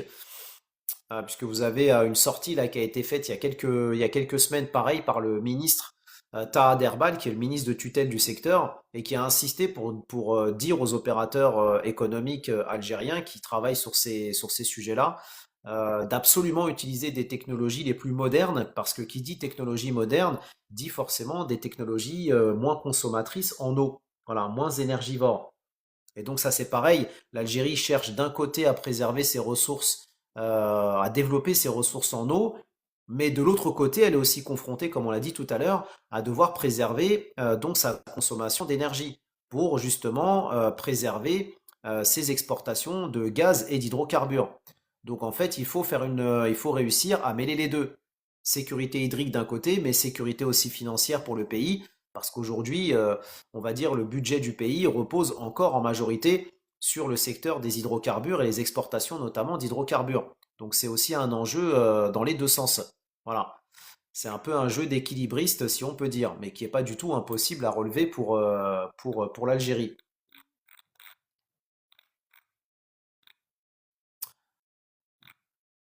Euh, je vous partagerai aussi un article pour les membres de la DC Family sur Buy Me a Coffee. Intéressant aussi sur justement ce secteur du stress hydrique en Algérie avec une interview qui a été donnée par un enseignant-chercheur algérien dans la région de l'École supérieure nationale hydraulique de Blida et qui a donné une interview dans la presse algérienne il y a quelques semaines, quelques mois maintenant, justement sur les options qui s'offrent à l'Algérie pour pouvoir en fait développer pour résoudre, on va dire, le stress hydrique. Donc notamment les solutions dont nous avons parlé effectivement aujourd'hui, c'est-à-dire le dessalement d'eau de mer, la récupération des eaux usées, réduire les fuites dont on a parlé tout à l'heure, qui est la troisième solution qu'il préconise sur les cinq qu'il préconise pour résoudre ce problème en Algérie. Et il en rajoute aussi deux autres options, en tout cas deux autres solutions. C'est de rationaliser l'eau, la consommation d'eau en Algérie, dans l'agriculture, et de revoir la tarification de l'eau. Parce que en fait, en Algérie, ce problème de la tarification, en fait, il peut s'appliquer à d'autres secteurs, par exemple. Parce qu'en Algérie, oui, vous avez des gens qui gaspillent de l'eau, mais qui gaspillent aussi de l'électricité, qui gaspillent du gaz. On voit bien en Algérie des fois, on a des maisons en plein hiver qui consomment du gaz dans les fameux réchauds, matin, midi et soir, avec des températures à l'intérieur des domiciles. On a l'impression d'être en plein été, hein, on peut se mettre en t-shirt et en short, tellement il fait chaud, alors que c'est pas nécessaire de consommer autant. Et donc la question, les questions sur lesquelles l'Algérie est en train de plancher aujourd'hui, c'est de dire, bon bah très bien, on a du gaz, on a du pétrole, on a de l'eau, on a des produits qui sont subventionnés, mais c'est pas parce qu'on les subventionne qu'il faut être dans la gabegie.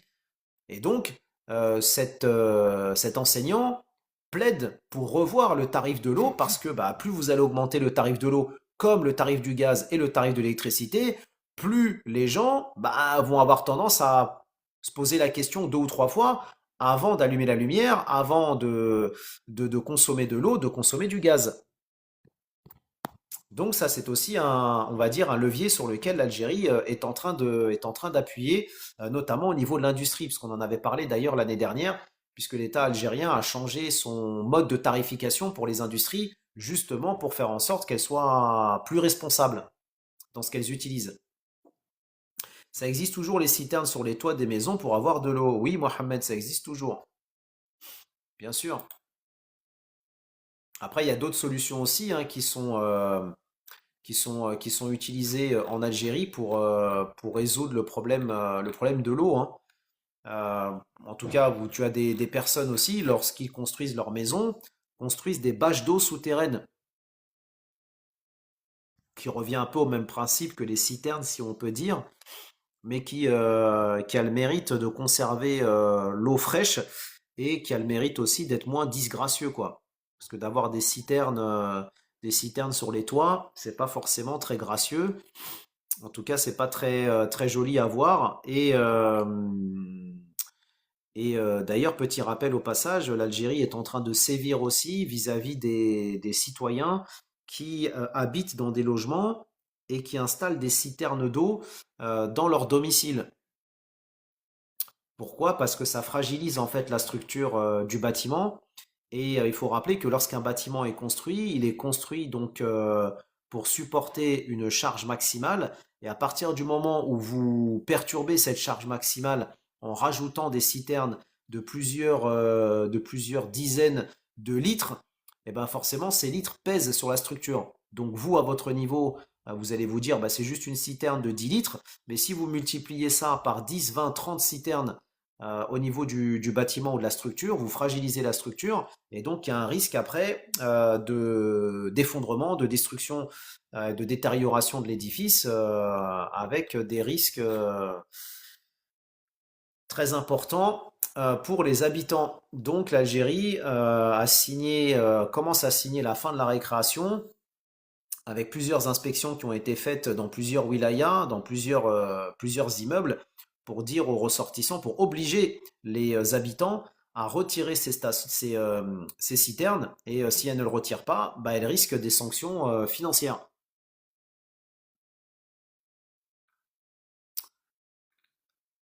Donc c'est ça aussi qu'il faut comprendre, c'est que des fois en Algérie, on a des personnes qui sont dans une logique nefsi, nefsi, nefsi, hein, comprendra qui veut, et qui disent, bon bah voilà, moi j'ai un appartement, il m'appartient, j'ai des problèmes d'eau, ou il y a des problèmes d'eau, je mets une citerne, et le reste on s'en tape. Oui, mais si tu t'en tapes toi, mais que demain ton immeuble dans lequel tu habites, il s'effondre, et que tu risques de perdre toute ta famille, je suis pas sûr que ce soit un bon calcul. Donc il faut aussi des fois avoir une logique collective, et être moins enfermé dans 9-6, 9-6, 9-6, quoi. Je vous partagerai aussi un autre article intéressant sur justement le stress hydrique en Algérie, dont nous avons déjà beaucoup parlé dans le live, mais qui rappelle, qui donne d'autres informations aussi intéressantes. Avant de vous partager un dernier article intéressant, puisqu'on l'a dit tout à l'heure, en fait, ce sujet de la sécurité hydrique est une perle dans un collier de perles. C'est-à-dire que cette sécurité hydrique ou ce développement du secteur hydrique touche en fait tous les secteurs d'activité en Algérie. Pourquoi? Bah parce que vous avez besoin d'être d'eau dans l'agriculture, dans l'industrie, dans l'immobilier, on l'a dit.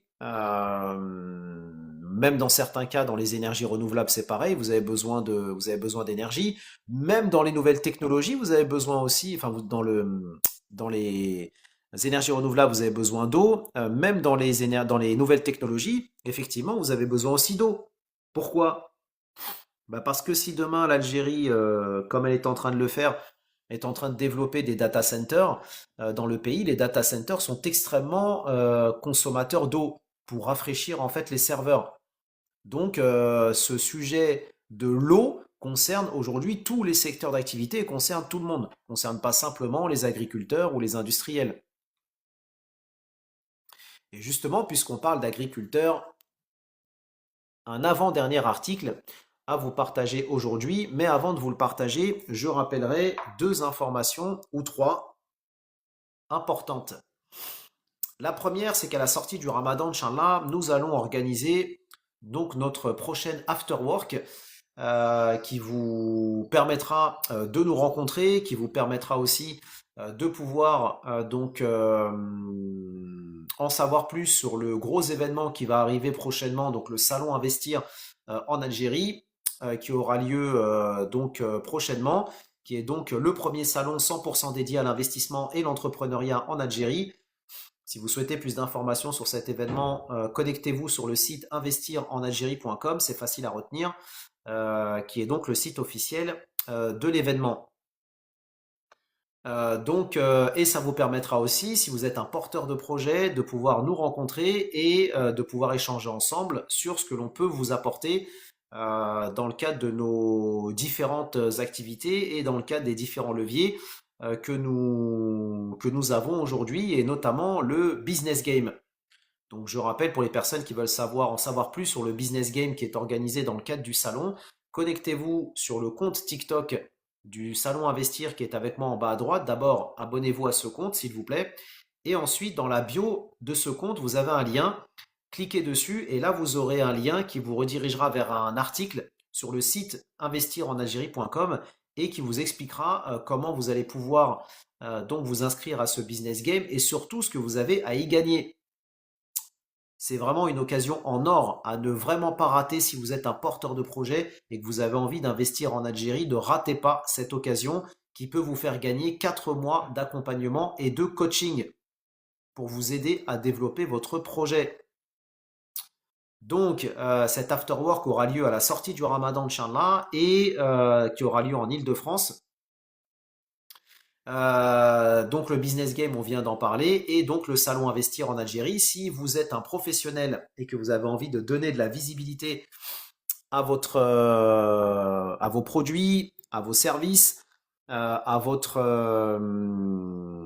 expertise, à vos expertises, n'hésitez pas à vous inscrire pour devenir exposant. Je rappelle que les stands sont à partir de 450 E pour 2 mètres carrés, et vous avez après des stands qui peuvent être plus grands à 900 E les 4 mètres carrés, 1005 et 3000, où on peut aller effectivement sur des stands un peu plus grands, entre 6 mètres et 8 mètres carrés.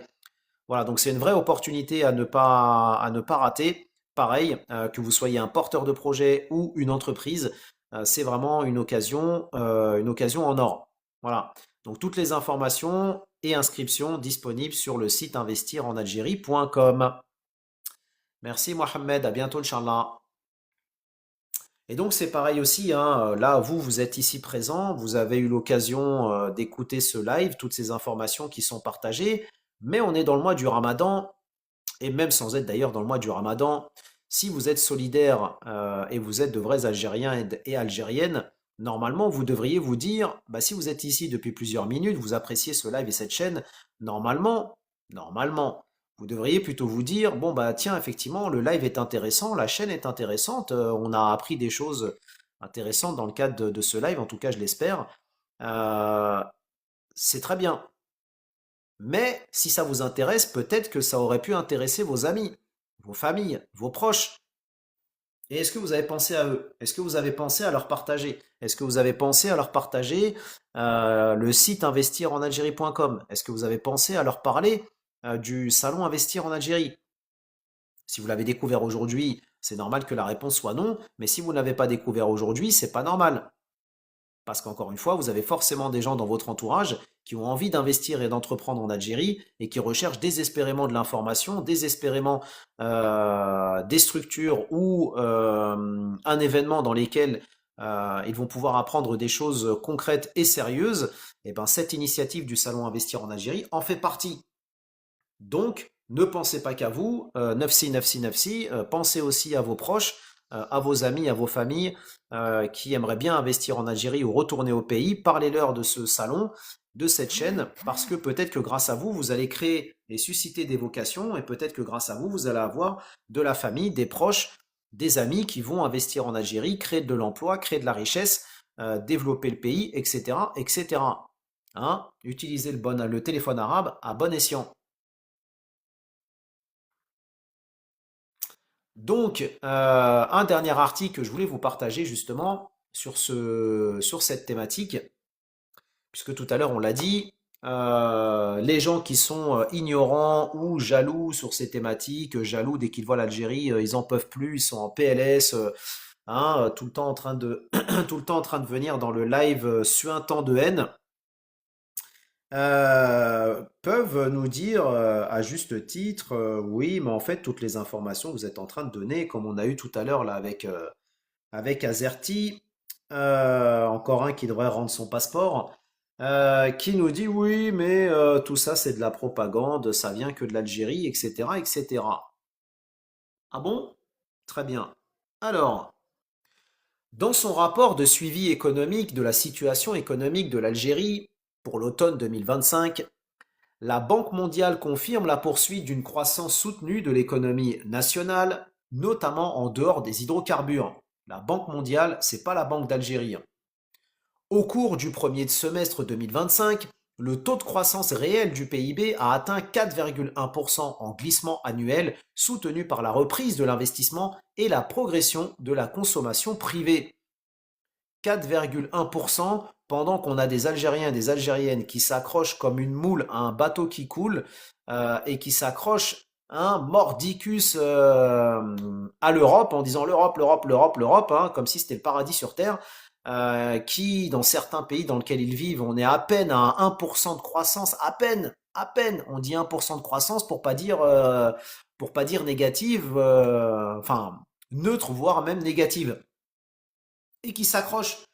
Non, non, c'est l'Europe, absolument, absolument. Ah oui, oui, tout à fait, hein, tout est en Europe, hein, bien sûr. Pendant que l'Algérie, elle, bah, effectivement, joue des perfs qui vaut le podium avec près de 4,1% de croissance. Et c'est pas moi qui le dis, c'est la Banque mondiale. Selon le rapport, cette performance reflète le dynamisme croissant de l'activité économique hors pétrole et gaz, résultat direct des réformes engagées ces dernières années. Le document souligne également le rôle important joué par la production agricole qui a considérablement contribué à cette croissance. Les secteurs non hydrocarbonés, en particulier les services et l'agriculture, se sont ainsi imposés comme les véritables moteurs de la croissance, dans un contexte marqué par une expansion large et continue de l'activité économique. Sur le plan des prix, la Banque mondiale fait état d'une amélioration notable de l'inflation en Algérie, celle-ci a poursuivi son ralentissement pour s'établir à 1,7% en glissement annuel au cours des 9 premiers mois de l'année de 2025. Une évolution principalement attribuée à la baisse des prix, à la baisse des prix alimentaires. Il faut le rappeler, l'Algérie est le pays, selon Al Jazeera Net et le classement dont nous avons parlé dans notre précédent live, est le pays arabe le plus généreux en termes de subventions publiques. Donc les personnes qui nous disent moi je préfère investir dans un autre pays arabe que l'Algérie, eh ben, ils préfèrent investir non seulement dans un pays qui n'est pas le leur, mais en plus de ça dans un pays qui va les aider moins que l'Algérie. À bon entendeur. Afin de soutenir davantage l'activité économique, la Banque d'Algérie a procédé fin août 2025 à un assouplissement de sa politique monétaire. La Banque mondiale anticipe la poursuite de la dynamique de croissance hors hydrocarbures en 2025 avec un rythme légèrement accéléré pour atteindre environ 3,8% de croissance sur l'ensemble de l'année 2025. Et effectivement, ça s'est confirmé puisque la Banque mondiale a confirmé que l'Algérie a eu un taux de croissance aux alentours des 3,7-3,8% et que la Banque mondiale table pour une croissance de l'Algérie pour 2026 à un taux qui frôle les 4%. Continuez de vous accrocher à un bateau qui coule. Le rapport insiste par ailleurs sur la nécessité pour l'Algérie de poursuivre les efforts de diversification de son économie et d'intégrer les enjeux climatiques dans sa stratégie de développement. La Banque mondiale appelle à l'adoption de politiques d'adaptation efficaces afin de protéger la production nationale et les ménages contre les risques liés à la sécheresse et au stress hydrique.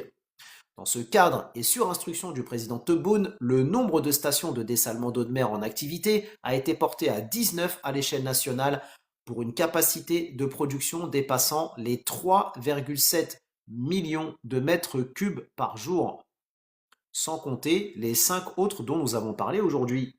Ces infrastructures permettent donc désormais d'approvisionner près de 15 millions de citoyens en eau potable, faisant de l'Algérie le premier pays africain et le deuxième au niveau arabe en termes de capacité de dessalement d'eau de mer. Cette avancée intervient après l'achèvement du premier programme ayant permis la mise en service des 5 stations de dessalement d'eau de mer en 2025.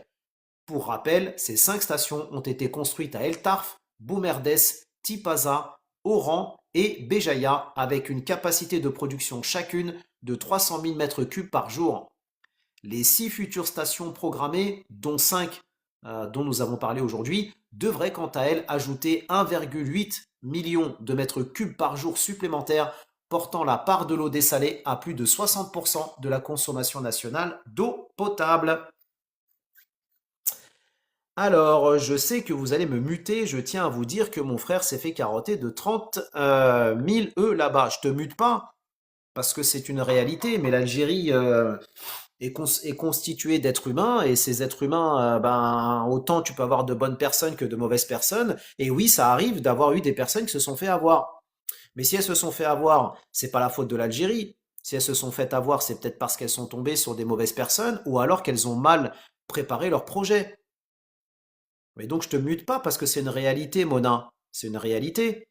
Mais comme partout, tu peux aussi investir dans des programmes IMO dans d'autres pays, au Moyen-Orient ou ailleurs, et tomber sur des mecs qui vont te la faire à l'envers et te faire avoir. C'est pas propre à l'Algérie. L'Algérie est un pays composé d'êtres humains comme tout le monde. Voilà. Donc c'est pour ça d'ailleurs, Mona, que je fais ce que je fais, que je partage depuis 2023 toutes ces informations, justement pour permettre aux Algériens et aux Algériennes de comprendre d'un côté quels sont les enjeux, quelles sont les opportunités, quels sont les secteurs d'activité qui sont porteurs, et de l'autre côté, les informer suffisamment pour savoir vers quelle structure d'accompagnement s'orienter, quelle structure de financement s'orienter, quels sont les prérequis, comment préparer au mieux les choses, les informer au mieux, selon mes connaissances et mes capacités, bien évidemment, qui ne sont pas infinies, mais qu'on développe jour après jour, justement pour permettre aux Algériens et aux Algériennes de faire les choses de manière structurée, step by step, et de manière éclairée surtout. Voilà. Et c'est pour ça d'ailleurs, parce que Mona, c'est intéressant ce que tu dis, parce que ça appelle en fait aussi à d'autres, à une autre chose. Pourquoi? Parce que, en fait, beaucoup d'Algériens et d'Algériennes aujourd'hui, et c'est très bien, s'intéressent de plus en plus à l'investissement et l'entrepreneuriat en Algérie. C'est une excellente chose. Je ne peux qu'appuyer ça, puisque je traite de ces thématiques depuis maintenant 3 ans. Donc je ne peux que soutenir cet engouement. Voilà, c'est d'ailleurs pour ça aussi que nous mettons en place ce salon dédié à l'investissement et l'entrepreneuriat en Algérie. Voilà, qui aura lieu prochainement en Île-de-France, Inch'Allah. Toutes les informations disponibles sur le site investirenalgérie.com. Donc c'est pour ça que je fais ce que je fais et que nous faisons ce que nous faisons. J'élargis plus généralement à notre collectif, la ADC Family. Donc, justement, pour permettre aux Algériens de savoir vers qui s'orienter et surtout d'éviter les arnaques. Parce qu'encore une fois, beaucoup d'Algériens, comme je l'ai dit, s'intéressent à ces thématiques, mais soit ne se donnent pas les moyens d'avoir de l'information utile et fiable pour pouvoir construire leur projet. Tu vois, par exemple, ici, Mona, pour nous rejoindre, c'est 7 E par mois, 7 euros par mois, c'est rien. C'est rien quand vraiment tu es un porteur de projet qui est sérieux. Si c'est 7 E par mois, par exemple, pour ton frère, s'il nous avait rejoint, peut-être que, bon, il nous connaissait peut-être pas, hein, donc je vais pas lui jeter la pierre, mais un exemple, si je prends l'exemple de ton frère, il y a des gens qui sont comme ton frère. C'est-à-dire, tu vas leur dire dans le live, frangin, frangine, t'as envie d'investir en Algérie, dote-toi d'outils, dote-toi de boîtes à outils et de rejoindre un collectif et un réseau au travers duquel tu vas apprendre beaucoup de choses et au travers duquel tu vas rencontrer des personnes qui vont pouvoir t'éclairer, t'aider, etc., etc., à construire ton projet. Tout ça pour 7 euros par mois. Et tu vas avoir des gens qui vont te dire, non, moi je les sors pas. Tu vois? Moi je les sors pas parce que voilà, j'ai pas envie de mettre 7 E par mois. Pas de problème. Mais ça va faire des gens quand ensuite ils vont se lancer seuls ou mal accompagnés, vont se lancer en Algérie, vont passer à côté de certaines choses et vont se faire avoir. Tout ça parce qu'ils n'ont pas voulu mettre un peu quelques miettes de leur budget. Si on prend les 30 000 dont tu as parlé, c'est des miettes, 7 E par mois, quelques miettes de leur projet pour justement faire les choses de manière éclairée au mieux. Bah oui, mais ça, en même temps, quelque part, faut pas se plaindre. C'est-à-dire que d'un côté, on peut pas dire je veux investir en Algérie, mais de l'autre côté, je me donne pas les moyens de réussir cet investissement. Donc, comme je le dis, l'investissement en Algérie, je le compare souvent à une pièce. Ok? Cette pièce, une pièce, généralement une pièce de monnaie à deux faces. Sur cette pièce de monnaie, vous avez la première face qui est l'information, parce que c'est cette information qui va vous orienter et vous permettre d'avancer de manière éclairée et autonome. Et la deuxième phase de cette pièce, c'est le réseau. Parce que si vous investissez en Algérie, vous voulez investir en Algérie, mais vous n'avez pas le réseau, il vous manque 50% des choses. 50% de votre projet. Donc si vous avez compris ça et vous arrivez à comprendre ça, la suite logique, c'est comment on te rejoint Frangin dans ton collectif, justement pour avoir cette fameuse pièce dans la poche. Normalement, c'est ça. Si vous êtes un porteur de projet ou une porteuse de projet sérieuse que vous devriez me poser comme question, et là, je vous réponds et je vous explique. En 2 minutes, vous pouvez nous rejoindre. Si après vous n'avez toujours pas compris ça, bah vous risquez de vous retrouver dans la situation du frangin de Mona. Voilà.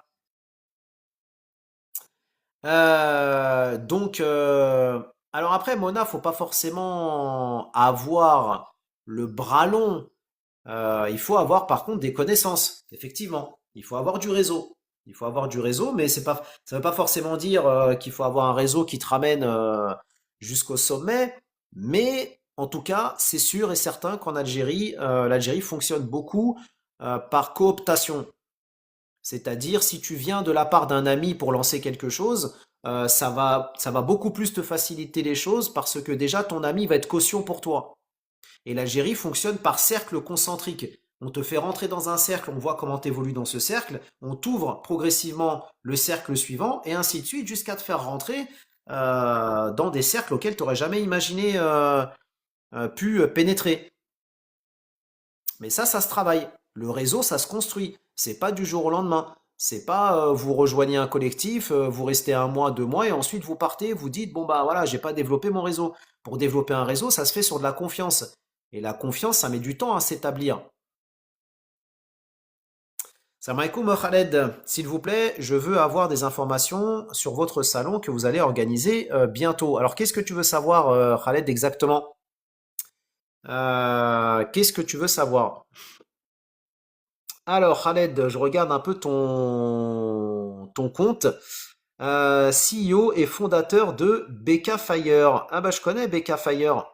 Je connais, c'est pas le robot pompier qui éteint les incendies, le drone qui éteint les incendies. On avait déjà échangé, Khaled, ça remonte déjà à plusieurs années maintenant.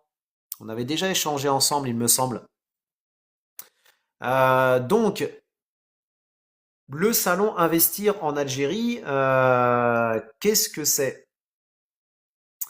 Qu'est-ce que c'est? Qu'est-ce que c'est? Alors, le salon Investir en Algérie, c'est le premier salon 100% dédié à l'investissement et l'entrepreneuriat en Algérie. Donc, qui va avoir lieu prochainement en Île-de-France et qui s'adresse autant aux entrepreneurs, porteurs de projets, innovateurs, start-up algériennes d'Algérie ou d'Europe, et qui veulent faire connaître leurs produits, leurs services, leur expertise, leur start-up et leur savoir-faire de manière générale, donner de la visibilité en gros à ce qu'ils font pour faire simple, et qui se veut donc permettre à tout à chacun de développer son réseau, développer de la visibilité, développer de la visibilité à son, de son entreprise ou de son concept et permettre donc aux porteurs de projets aussi de venir, de pouvoir rencontrer des entreprises, de rencontrer des success stories algériennes, de permettre à ces porteurs de projets, pourquoi pas, euh, des, de trouver des financiers, parce que c'est ça aussi l'objectif du salon, et de permettre aussi aux porteurs de projets de participer à des conférences dans lesquelles ils vont discuter de manière concrète avec des experts dans leur domaine de sujets précis. Voilà. Donc, Khaled, si tu es intéressé pour pouvoir exposer au salon, je t'invite dès maintenant, s'il te plaît, parce que le temps passe vite et les stands, l'espace n'est pas illimité. Donc, il faut effectivement être extrêmement réactif pour pouvoir prendre ta place. Donc, t'apporte un complément aussi d'information pendant que je t'ai en direct. Au niveau des offres que nous proposons, donc tu as trois offres. Tu as une offre avec un stand de 4 mètres carrés avec 4 mètres carrés à 900. Tu as ensuite un autre stand qui peut aller jusqu'à 6 mètres carrés à 1005 avec des options aussi en termes de visibilité supplémentaires que celui à 900. Et après, tu as un pack donc à 3000 donc qui lui te permet effectivement aussi d'avoir un stand de 6 mètres carrés, entre 4 à 6 mètres carrés, selon l'espace que tu as besoin, mais en plus qui te permet d'avoir une pleine page de pub dans le futur guide visiteur pour les visiteurs donc qui vont venir au salon, le guide électronique. Ça te permet aussi d'avoir un article qui fait la promotion de ta structure ou de ton concept sur le site internet investirenalgérie.com et ça te permet aussi et surtout d'animer une conférence. Donc si tu as envie d'animer une conférence sur une thématique par exemple liée aux startups en Algérie, comment créer une startup en Algérie, les dispositifs qui peuvent permettre de financer les startups, etc., etc. Ça, c'est dans ce fameux pack à 3000. Voilà. Donc, Khaled, s'il te plaît, je te demande, pour qu'on puisse être concret, les lives c'est bien, TikTok c'est bien. Nous, on est dans une philosophie du concret. Ok? Donc, pour être concret, je te demande, s'il te plaît, dès maintenant, de te connecter sur le site investirenalgérie.com. Une fois arrivé sur le site, tu ne peux pas le louper, tout en haut de la page d'accueil, tu vas avoir un bandeau qui t'appelle à devenir exposant. Tu cliques dessus, tu remplis le formulaire, ça te prend 5 minutes. Et une fois que tu as rempli le formulaire, je t'enverrai par mail la présentation du salon Et si tu confirmes donc ton intérêt, on peut dès aujourd'hui déjà valider ton inscription en tant qu'exposant. Ça va aussi vite que ça. Donc, à toi de jouer et à toi d'agir. Voilà. Donc, Khaled, tu connais la procédure. Fonce si tu es vraiment, effectivement, quelqu'un de sérieux. Et je n'en doute pas une seule seconde si tu es là, c'est que tu l'es. Donc, voilà ce que j'avais pour vous aujourd'hui, chers auditeurs, chers abonnés et surtout, surtout, chers contributeurs. Ce fut un plaisir de monter en live, de vous retrouver pour vous partager toutes ces informations. Vous le voyez, l'Algérie avance sur les sujets, tous les secteurs d'activité aujourd'hui, hein, que ce soit l'industrie, les mines et carrières, le ferroviaire, les énergies renouvelables, l'agriculture. C'est pareil aussi pour le numérique, l'industrie cinématographique, le tourisme, les services. Il y a des besoins en veux-tu, en voilà en Algérie. Peu importe le secteur, peu importe la forme juridique, si vous recherchez de l'information concrète et sérieuse sur tous ces sujets, c'est tout ce dont nous parlons ici depuis 2023 et vous pouvez retrouver toutes les ressources utiles, les replays ainsi que les résumés de mes lives sur Buy Me a Coffee. Le lien est disponible dans ma bio. Et si vous avez envie d'avoir plus d'informations, de rencontrer des structures qui ont franchi le pas entre l'Algérie et la France ou l'Algérie et l'Europe ou qui sont implantées en Algérie, rejoignez-nous dans le cadre du salon Investir en Algérie, donc avec le lien donc, du salon investir en Algérie.com. Voilà, exactement Jamel, exactement. Voilà. Eh ben écoute Khaled, oui, si tu as déjà reçu les informations, il n'appartient qu'à toi dans ce cas-là de revenir vers moi. Mais j'insiste, indépendamment du fait que tu aies peut-être déjà reçu les informations, inscris-toi quand même sur le site. Investir en remplissant le formulaire, comme ça on aura ton contact. Et voilà. Et comme ça on avance ensemble, Inch'Allah. Voilà. Donc, merci Jamel, merci beaucoup. Donc prenez soin de vous, prenez soin de vos proches, qu'Allah vous récompense dans cette vie, dans l'au-delà pour vous, vos proches, vos familles et votre descendance, qu'Allah mette la baraka dans nos projets respectifs, préserve notre pays, l'Algérie, du mal d'où qu'il vienne et de qui il vient. Prenez soin de vous et de vos proches et je vous dis à bientôt pour un prochain ADC Live. Et Khaled, je compte sur toi. Salam alaikum, pardon tout le monde et sahaf